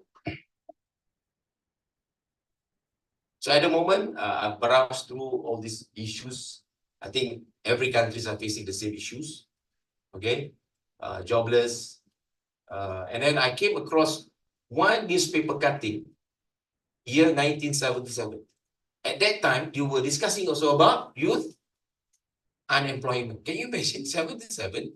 Now it's already 24. We are still discussing the same issues. Meaning to say, this issue is an ongoing problem, right?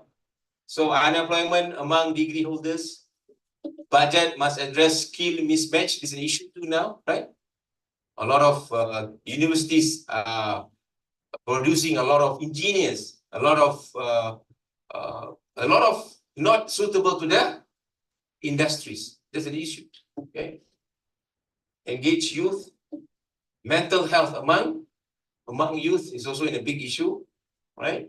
And educating new generation of innovators and also problem solvers. So we are all sharing the same issues. Okay, we are the same issues. We have problems, but how to solve it? So this is what we are doing now today, yeah, to discuss. And I have the privilege last 2 weeks, okay, in Malaysia we have this youth day. It was done last 2 weeks, so I managed to come over, okay, and discuss with some of the youth there, right? So that was me. There's one of the ministry, we call it a youth ministry. They're actually promoting a lot of youth program. But one thing which I didn't agree, in Malaysia, all the youth are working with the Grab people, right? Grab industry is a big issue now. They don't want to work. They work as a Grab delivery guy, Grab drivers. But this ministry put them beside the ministry. You get me, right? They're not supposed to promote Grab because Grab is already powerful in Malaysia. But then again, they put the Grab people, the company, beside this ministry. So I think it's not right putting them there. So we have this help with empathy and love. So if you have any emotional problem, just call this number. So we have online, live, okay, not AI, live counselor to help if you have any issues, right? And this is one of our native guy selling, what's that? bees, honey. Okay, they sell honey because he's from the I'm not sure which native, but he sells honey, right? And this guy is actually one of the who actually did not finish school, right? So he was there telling others that youth should be given a second chance, right? They need help. If you really mentor them, if you really help them, so they can help the others also, right? They are also promoting women, selling all these, what do you call it? Mascara, make skincare, very interesting. They are very big there in Malaysia, Mary Kay, they are doing direct selling, okay? And this guy is actually did not finish school, but he's making a lot of money, drawing buildings with a lot of, what do you call that? Graffitis. Okay. So I asked if one wall, how much does it cost? He told me around 1,000 to 2,000 US dollar. Drawing on the walls. That's why sometimes youth don't want to finish school or continue schooling because they can get money, right? Out of just doing graffiti work. Actually, I have a video here, but I don't think I can play because this video concerning our Prime Minister, the oldest Prime Minister elected twice. You know his name, right? Tun Mahathir. He's already 99 this year. 99 still surviving. So we're not sure how long he will still live, but still survive until 99. So according to him, in order for the youth to help, youth have to change your mindset. Okay, productivity is all about mindset. Okay, once you change your mindset to become more productive, you become productive. Okay, I think there's no video here because it's my laptop. Oh, that's it. Is this sound? Oh, okay, you're lucky.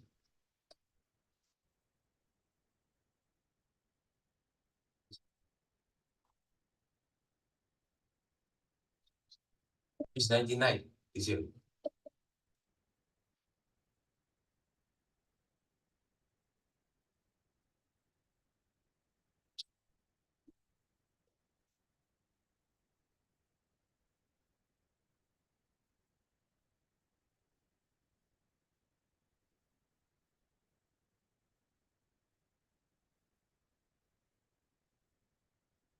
It's video, but now there's no sound.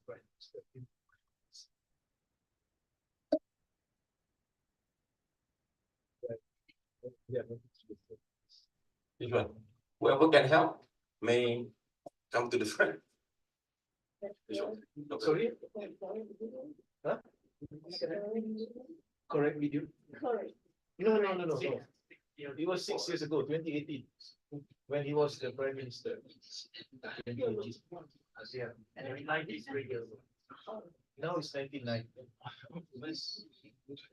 He came to Japan last month to make presentation for Nikkei forum.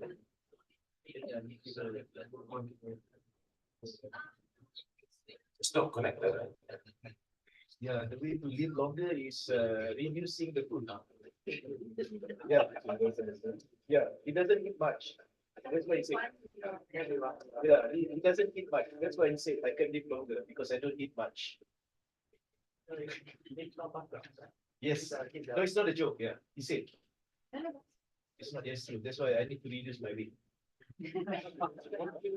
I keep on saying, but nothing happens. Young people Yeah, he's a medical must make use of this freedom that they are being granted to rebuild this country according to their own ideals. And they, of course, they will have to interact with older people, but I think the youth of today should equip themselves with the knowledge and the skills to build up a great country. It is entirely possible for us to become a developed country. But of course, the first you have to correct your mindset. If you think that what is happening now is okay, don't need to make any extra effort, then we will be like this. But if you think that you can build a better country, it is the youth who will be able to do it, not the work.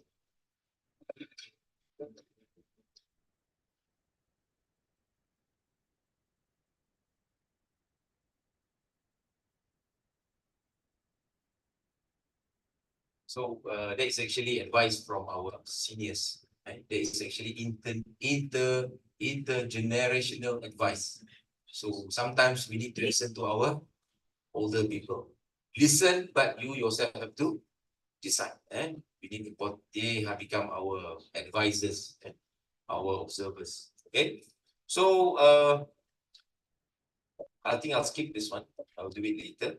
Right. So we cannot build the future for our youth, but we can build our youth for the future. Actually, I'm humming it. I'm having another song. Why is that?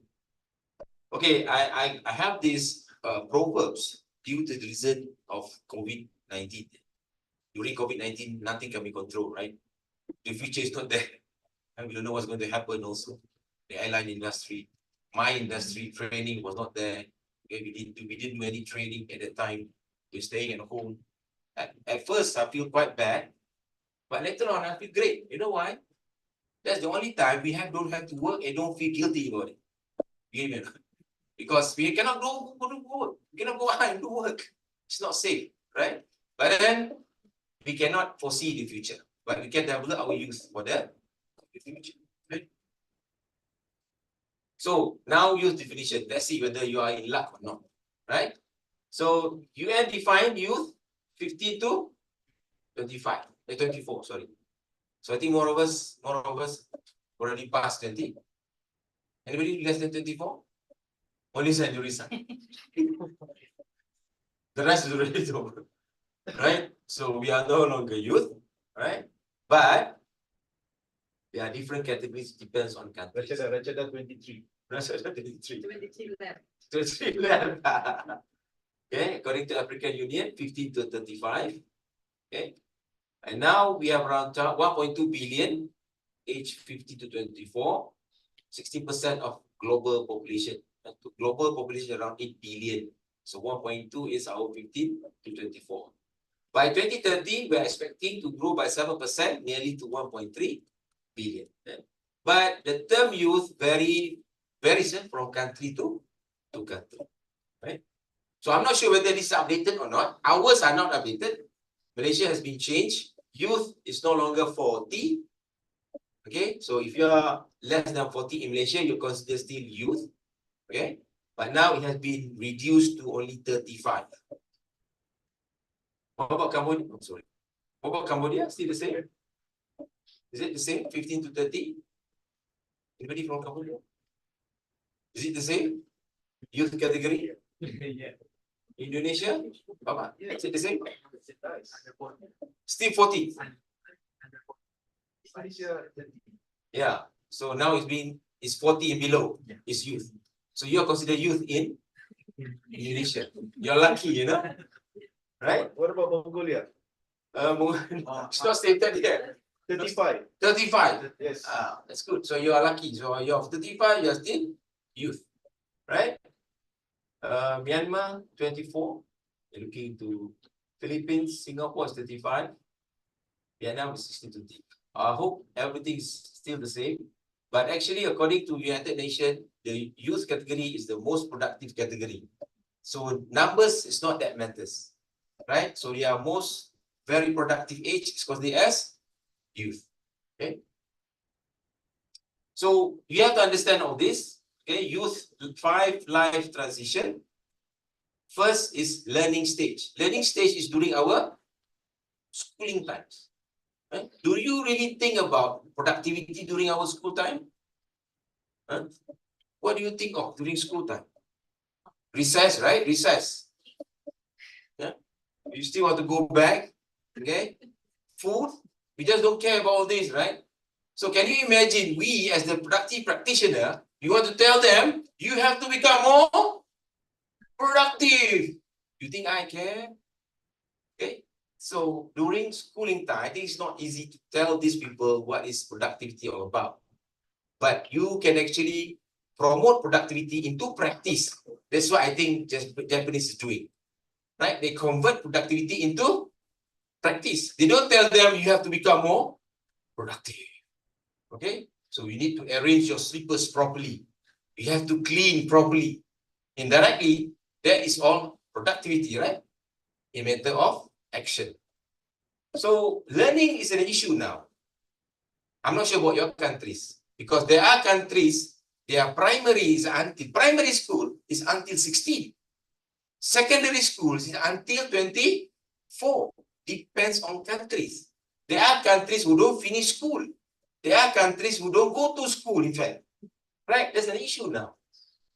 So meaning to say, we need to tackle them by phases. Right? So in their learning stage, what they should do, what should they learn during their schooling time? Okay. In Malaysia now, I'm not sure about your country. In Malaysia, they are only focusing on results, academics. So you will have a lot of students with good result, but have no empathy. Good IQ, but no EQ, no emotional. They can get good grades, 4 flat, 3.9. But during interviews, they cannot even speak. They don't know what to say because they are good in their academics only. That's an issue now, right? So I'm not sure about your country. In Malaysia, schools are being graded by how many percentage getting more A's. Not by how well they behave, but how well they achieve based on their academics only. Right? So it's an issue. To me, it's an issue. Yeah, it's an issue. Right? And after schooling, they are transitioned into work. Are they ready to go to work?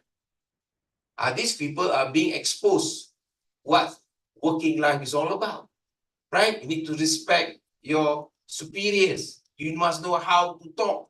But all these things are not being taught during schooling. Am I right? We teach them how to learn mathematics, science, history, but not the way how they should talk. Okay? So sometimes for people who work so early, they are not that mature. Some people who work very late, they are not that productive. Okay? And during work now, we are focusing also on what kind of lifestyle they are going into. Because some youth are all, they like to smoke, right? And in Malaysia, they use this, what do you call it? The e-cigarette. No tobacco, but they, I don't know what they use that, but it's a trend now. You don't use e-cigarette, you are not in the group. So they'll be full of a lot of fumes, but nice smell. Flowery smell, right? Because the problem is one of the manufacturers in Malaysia. So they produce, of course, the consumer is always Malaysian. Okay. So health is also an issue, and a lot of road accidents nowadays. Because you know the word mindset, YOLO mindset. During the pandemic, people coined YOLO mindset. You've heard of YOLO mindset? Yes. Young only once. YOLO. Young once, live once. So what do? Do whatever you want to do. Who cares? Right? YOLO mindset. Now it's as if we are having YOLO mindset. Right?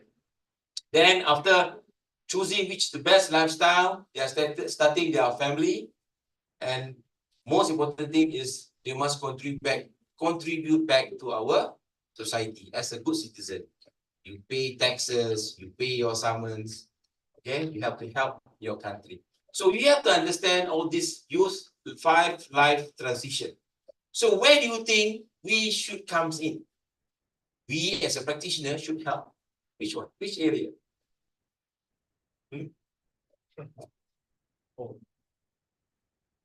The most crucial part is from learning to work, right? From school to working life. It's very important. They need the tools. Okay, not everybody has the tools. We ourselves never tell our children what to do during interviews, right? We ourselves never been taught by our parents what to do, right? You make your own mistake, then you learn, right? That's how we do it. But nowadays, we need to change. We reduce their mistake. Although we are young, but we reduce their mistake. You know spaghetti diagram? Spaghetti, spaghetti. A lot of mistakes, right? Now, spaghetti without water, you know, straight one. Shorten the learning curve. That's why we need to mentor our youth. Okay, so this, I think this is where we should help our youth. Okay. Okay, these are some of the examples that I came across. This is what I played during my youth time. You play all this in your own country, your own community. Slippers. You throw the slippers and run away. No. You play hide and seek. Yes. You play hide and seek or not? Sometimes you cannot find at all because the ghost take you. Okay. People always say don't play hide and seek. The ghost will take you. Right. These are our traditional game. Pebbles. Okay. Bottle cover. This is how we grow up. You get what I mean or not? This is what we played last time. I'm not sure about your community. This is what I played during my younger times. So, what does it mean here? What does it mean here? We play whatever we have, right? We don't have any what? Gadget at that time, any apps. We don't have our handphone. Whoever have an handphone is a very rich guy. And the handphone is very big last time. Yeah, it's like your handbag, right? ATUR, automatic, I can't remember. Atur, 1000 still remember, so big. So at that time, what I'm trying to say, our use is very simple, right? You learn, you play whatever you have, and you grow up. But nowadays, you are being challenged, right? Whoever have kids will buy one handphone because he or she won't disturb you anymore, right? All these kids are all screaming at you, Papa, Mama, Papa, give them handphone. What will happen to them? They'll keep quiet, right? So you'll see a lot of restaurants in Malaysia now, all the restaurant babies are all playing handphone. At a very early age, they are being introduced to all these gadgets. Okay? Say, during our festive season, right? Everybody comes, usually we talk with each other, but no more. Everybody talking with the gadgets, right? I thought of downloading this one. I didn't play this one. Anybody played this one? PUBG. PUBG. I can see a lot of my friends are playing with it, you know, and they're very crazy about playing it. Okay. So what I'm trying to say here, the youth now is more challenging, right? It's not like before, we play whatever we have. Now they are being introduced with a lot of technologies, advancements. So they are more actually, to me, they are more challenging for them, not for us. Okay, so we need to really help them to actually, one of it is addiction, right? Addiction that we're talking with Akira. All the youth are addicted to all this. My son can play PS4 until morning without sleep and screaming from the house because they are playing with other online players. Okay, he played until the PS4 got smoke, you know. He's so addicted to it. So that's an issue now. Right? But if you don't allow them to play, there's an issue. They don't want to do anything. Right? So we need to help them, especially our young generation. Okay? So what I'm trying to say here, youth are not the same in any countries. We are all different. Okay? We are different in terms of cultural belief, location, family responsibilities, educational. So we are actually not the same based on our environment. Okay? Mongolian youth, Malaysian youth, it's not the same. Right? Japanese youth, and also from maybe Nepalese youth, it's not the same. They have different exposures, they have different activities. So we need to understand this before introducing any activities. That's why it's not one size fits all. One program can fit any country, because to me it's different, right? Because some of the, for example, native people, they don't like to learn, but they like to play, right? So productivity in terms of playing rather than learning, right? So we have to understand all this before introducing any activities to our youth. Okay. So this is our youngest minister last time. because now he's no longer there. Because when you're too young, your voice is too strong, so the elderly don't like it, right? So what happened to him now? He's no longer our minister. So youth are very good. They are very outspoken. They voice out everything, but you must know manners. You must know manners. You must know how to talk to your elders, right? You must know how to move around with your elders. You cannot simply say you are wrong. You can say that to Tun Mahathir, he's already 99, you're already 25. I've gone through a lot of spaghettis in my life, right? So I think his bad side of this minister is too strong voice, and he doesn't know how to manage himself with the elders. Okay, but he's one of the ministers last time, very young. Okay. So youth in nation building, economic development, once as a labor force. Okay, we need youth as our labor force. Okay, because youth can work faster, move faster, right? Talk more. Okay, so we need our youth as a labor force, and we need youth as our consumers. Okay, because youth have a lot of desires. They buy everything which being introduced. Am I right or not? They buy all these cover phones, anything being introduced to the youth, they will buy. So they are the biggest, one of the biggest purchasers, consumers, because they use parents' money. You don't care, right? Because parents are giving them money, so I buy. It's not from their own hardship. If they have money from their own hardship, then they know whether to buy or not to buy. So there's a lot of issue now. Right? There's a lot, they call it lying children, just lying around at home because they have rich father and mother. Okay? Just stay home, right? Just stay home. You have to work. We pay you salary, staying at home. There's an issue now. Okay? And SMEs, I showed you the pictures now, the native selling honey, right?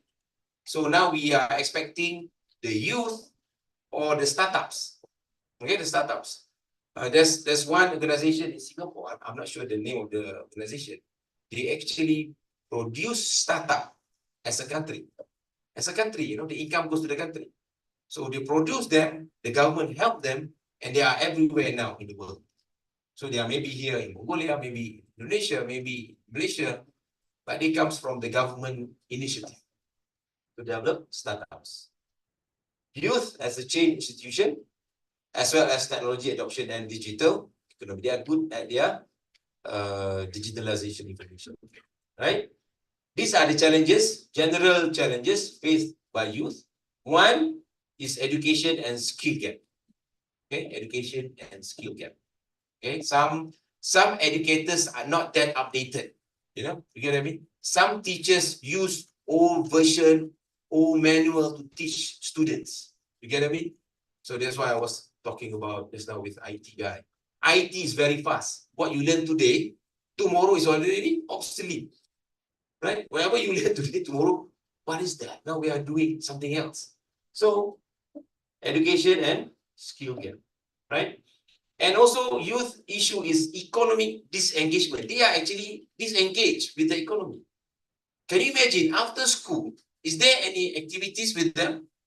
Like for us, after 17, they finish school. There is actually no activities. So they are themselves. So most of them actually don't know what to do.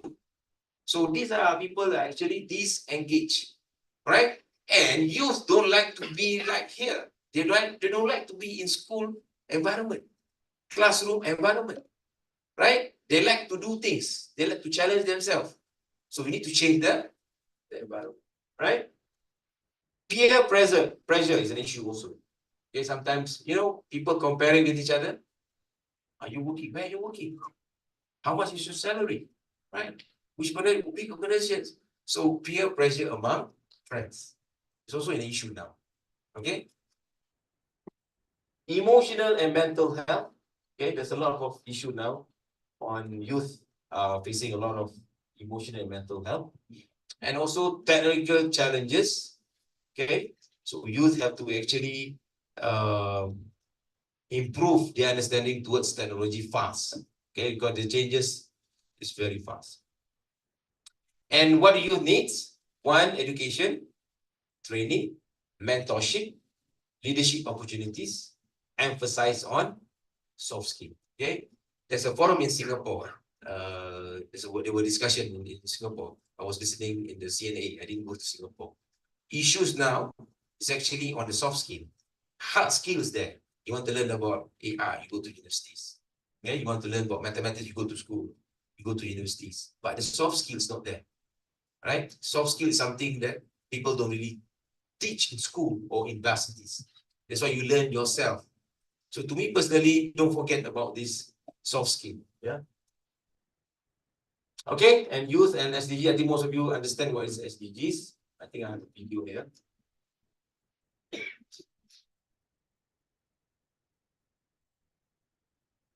Right, go sound again.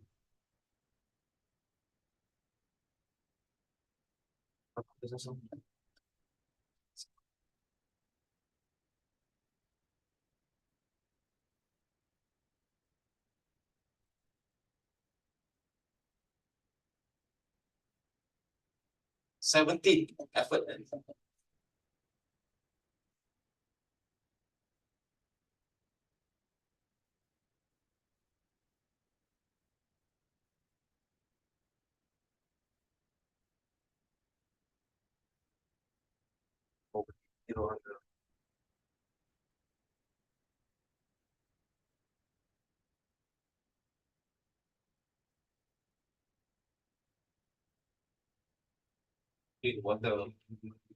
Wonderful.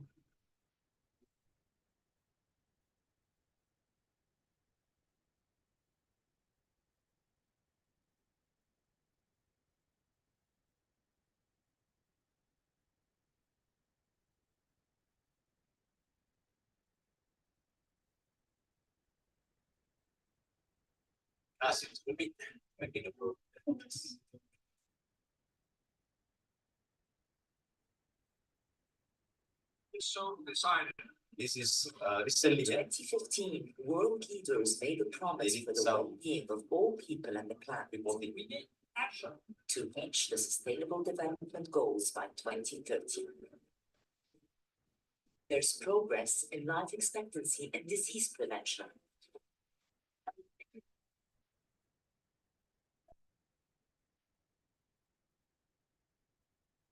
There's greater gender parity in management positions.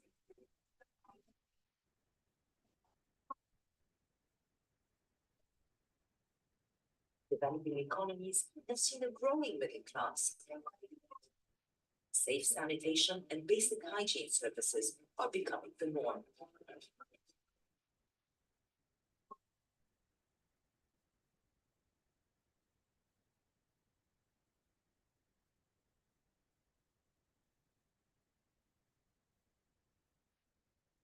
More than 95% of the global population have access to mobile broadband networks.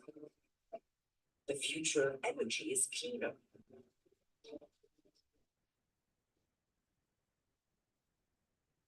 Unfortunately, at the halfway point, only 15% of SDG targets are on track, and more than a third are stagnated or in regression. More than 780 million people face chronic hunger.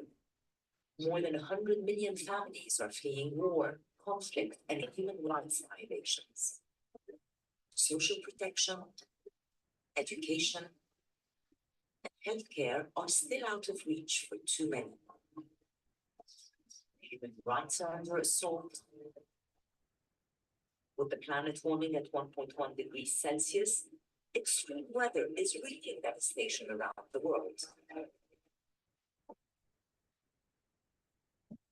Biodiversity is being lost at an alarming rate.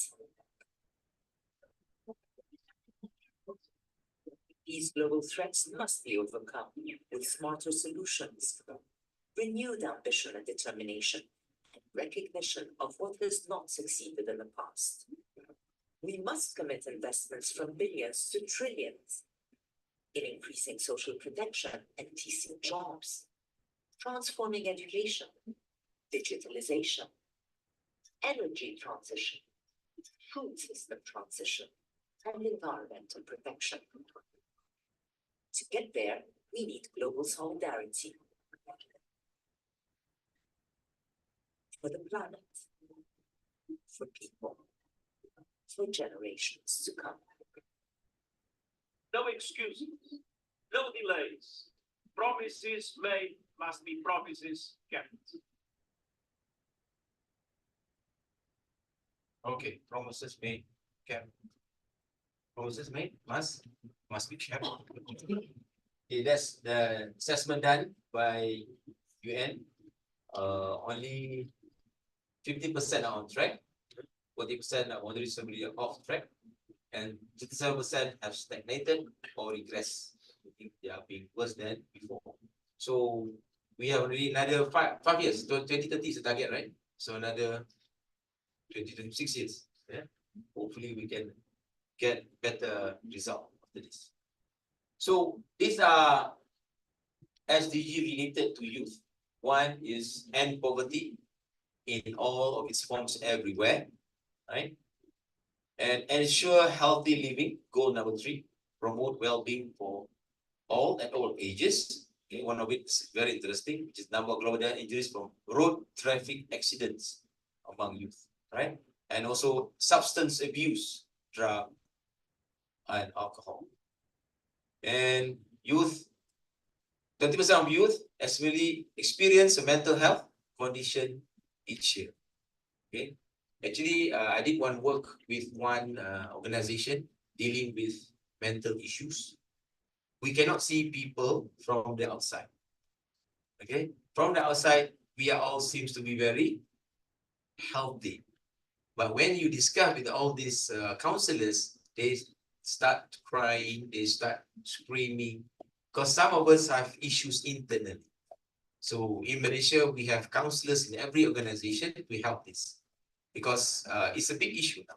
So if you tell doctor you need an MC, medical certificate leave, the doctor will give you 1 day leave or 2 days leave because you are having mental issue. It's an issue now. Cannot say, wow, it's not an issue. There's no, of course, there's no medicine on mental issues, but you have to listen to them. According to counselors, by listening to them, they feel relief.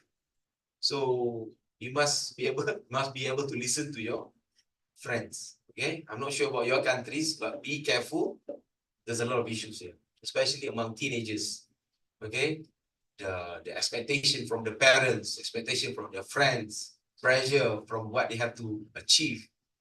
So be careful in mental issues, right? 80% adolescents were insufficiently physically active in 2010, right? So leisure time for activities, Central Youth Development, 97% says declared physical education compulsory, but only 54% countries physical education has received lower status than other subjects. So people don't really go for physical activities. Goal number 4, gender disparities in education and equal access to all levels for education, right? So this is one issue now, okay? But yesterday we did discuss with Mongolian friends. The literacy rate here is 99%. So it's good numbers. Because whenever people cannot read or write, they cannot solve problem. So problems start with that. So we have to ensure that everybody must be able to be literate. Right? Must be literate. Right? 48 million are male, 76 million are female. Right? Goal number 8, sustainable growth, full productive employment, and decent work for all. So 30% of youth unemployment is equivalent to 3 times of adult unemployment. Okay, these numbers is actually alarming, right? Because people don't really hire youth because they are lacking of experience and skills, right? They prefer hire people with experience, they have work skill, right? And globally, we need 600 million job creation. 600 million jobs need to be created. Can you imagine what kind of job we need to create in our country, okay, to help our youth employment, right? And according to UN, every country private sector is the main driver in employment creation, provide 9 in 10 jobs, right? So we need the youth now to become employment entrepreneur, youth entrepreneur among youth. Okay. Another thing is in many places, older person are outnumbering younger person. I think it's not in Mongolia. Mongolia youth is a lot, but I think in Malaysia, in Thailand, the diapers for adult is more than for babies. You know, so we go to groceries, diapers. You know diapers, right? More for adult than for kids. Okay.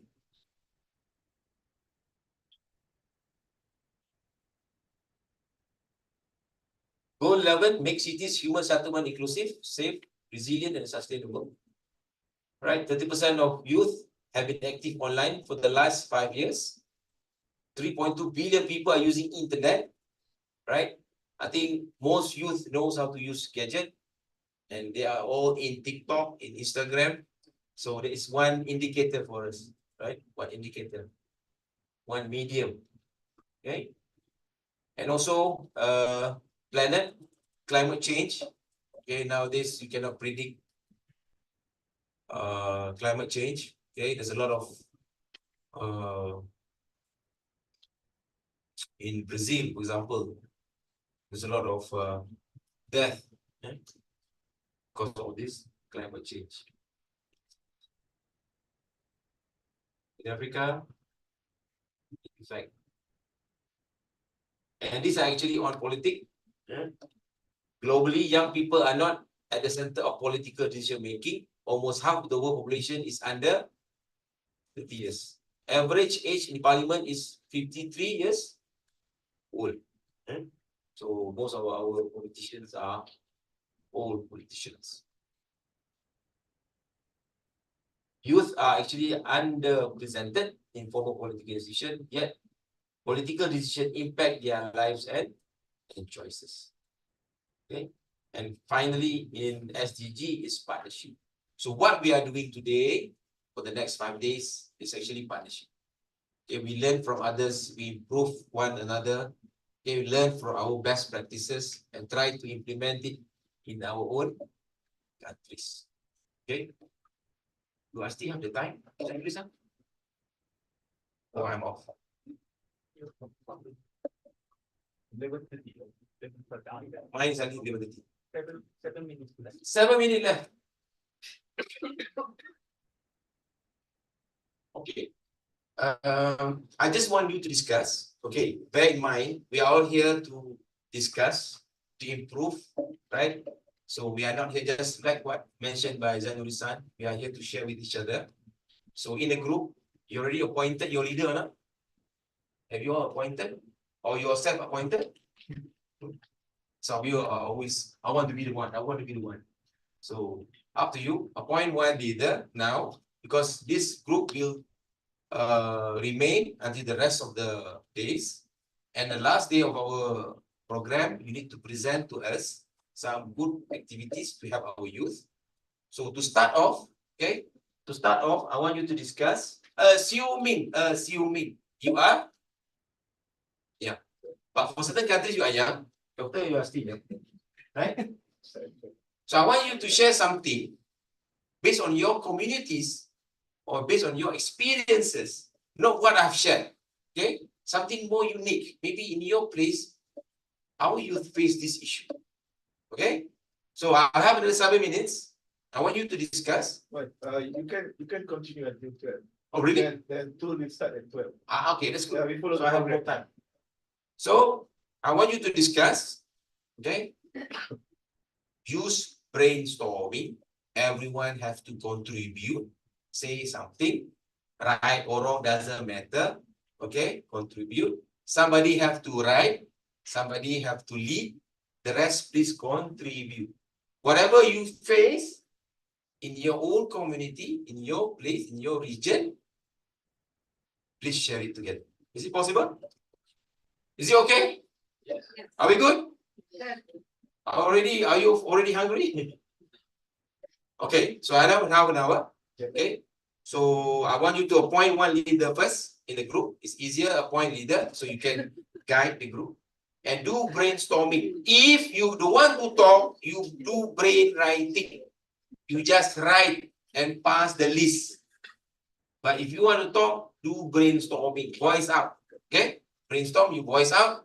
Brain writing, you just like give a list. Okay? Okay, start discussing. Appoint leader first. Okay, appoint leader. And also start. You need a paper. I brought. Oh, you brought. Yeah. All the way from Malaysia. So I want you to write here later on. Yeah. Please take one each. Marker pen. Yeah. You brought from Malaysia. Of course. Imported from Malaysia. Very good, very good. Yeah, I want you to appoint your leaders. Okay. Or you can throw the dice. Okay,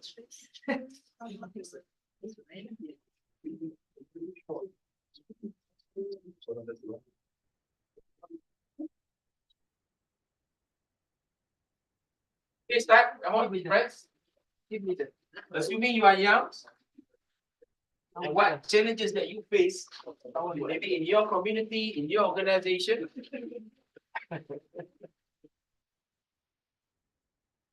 But don't discuss anything on religion or race, yeah. Be more sensitive on that.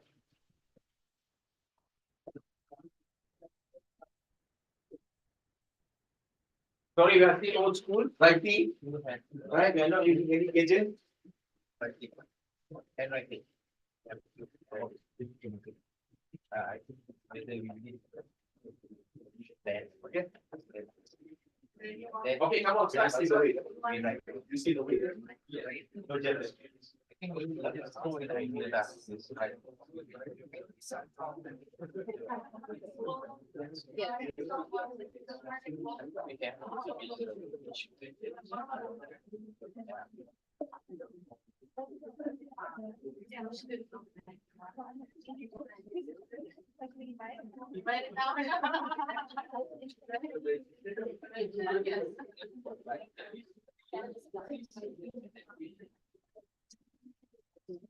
There is no wrong or right answer here, yeah. Just discuss. Just voice out whatever you think is suitable to your group.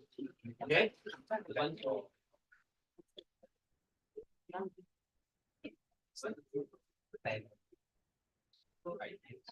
Everyone, please voice out. Thank you.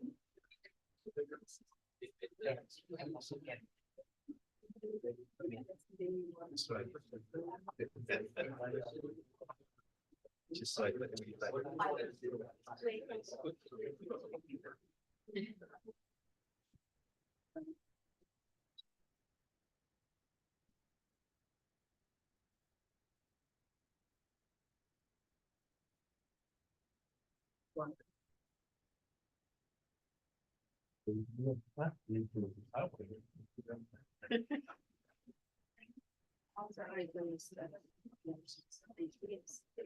Who's the leader here? Oh, appointed. Are you appointed or self-appointed? Appointed. Who's the leader here? Appointed. Who's the leader here? Appointed. Who's the leader here? Members appointed or EM self-appointed? Members. Self-appointed. It's okay, it's okay. As long as you do work, okay.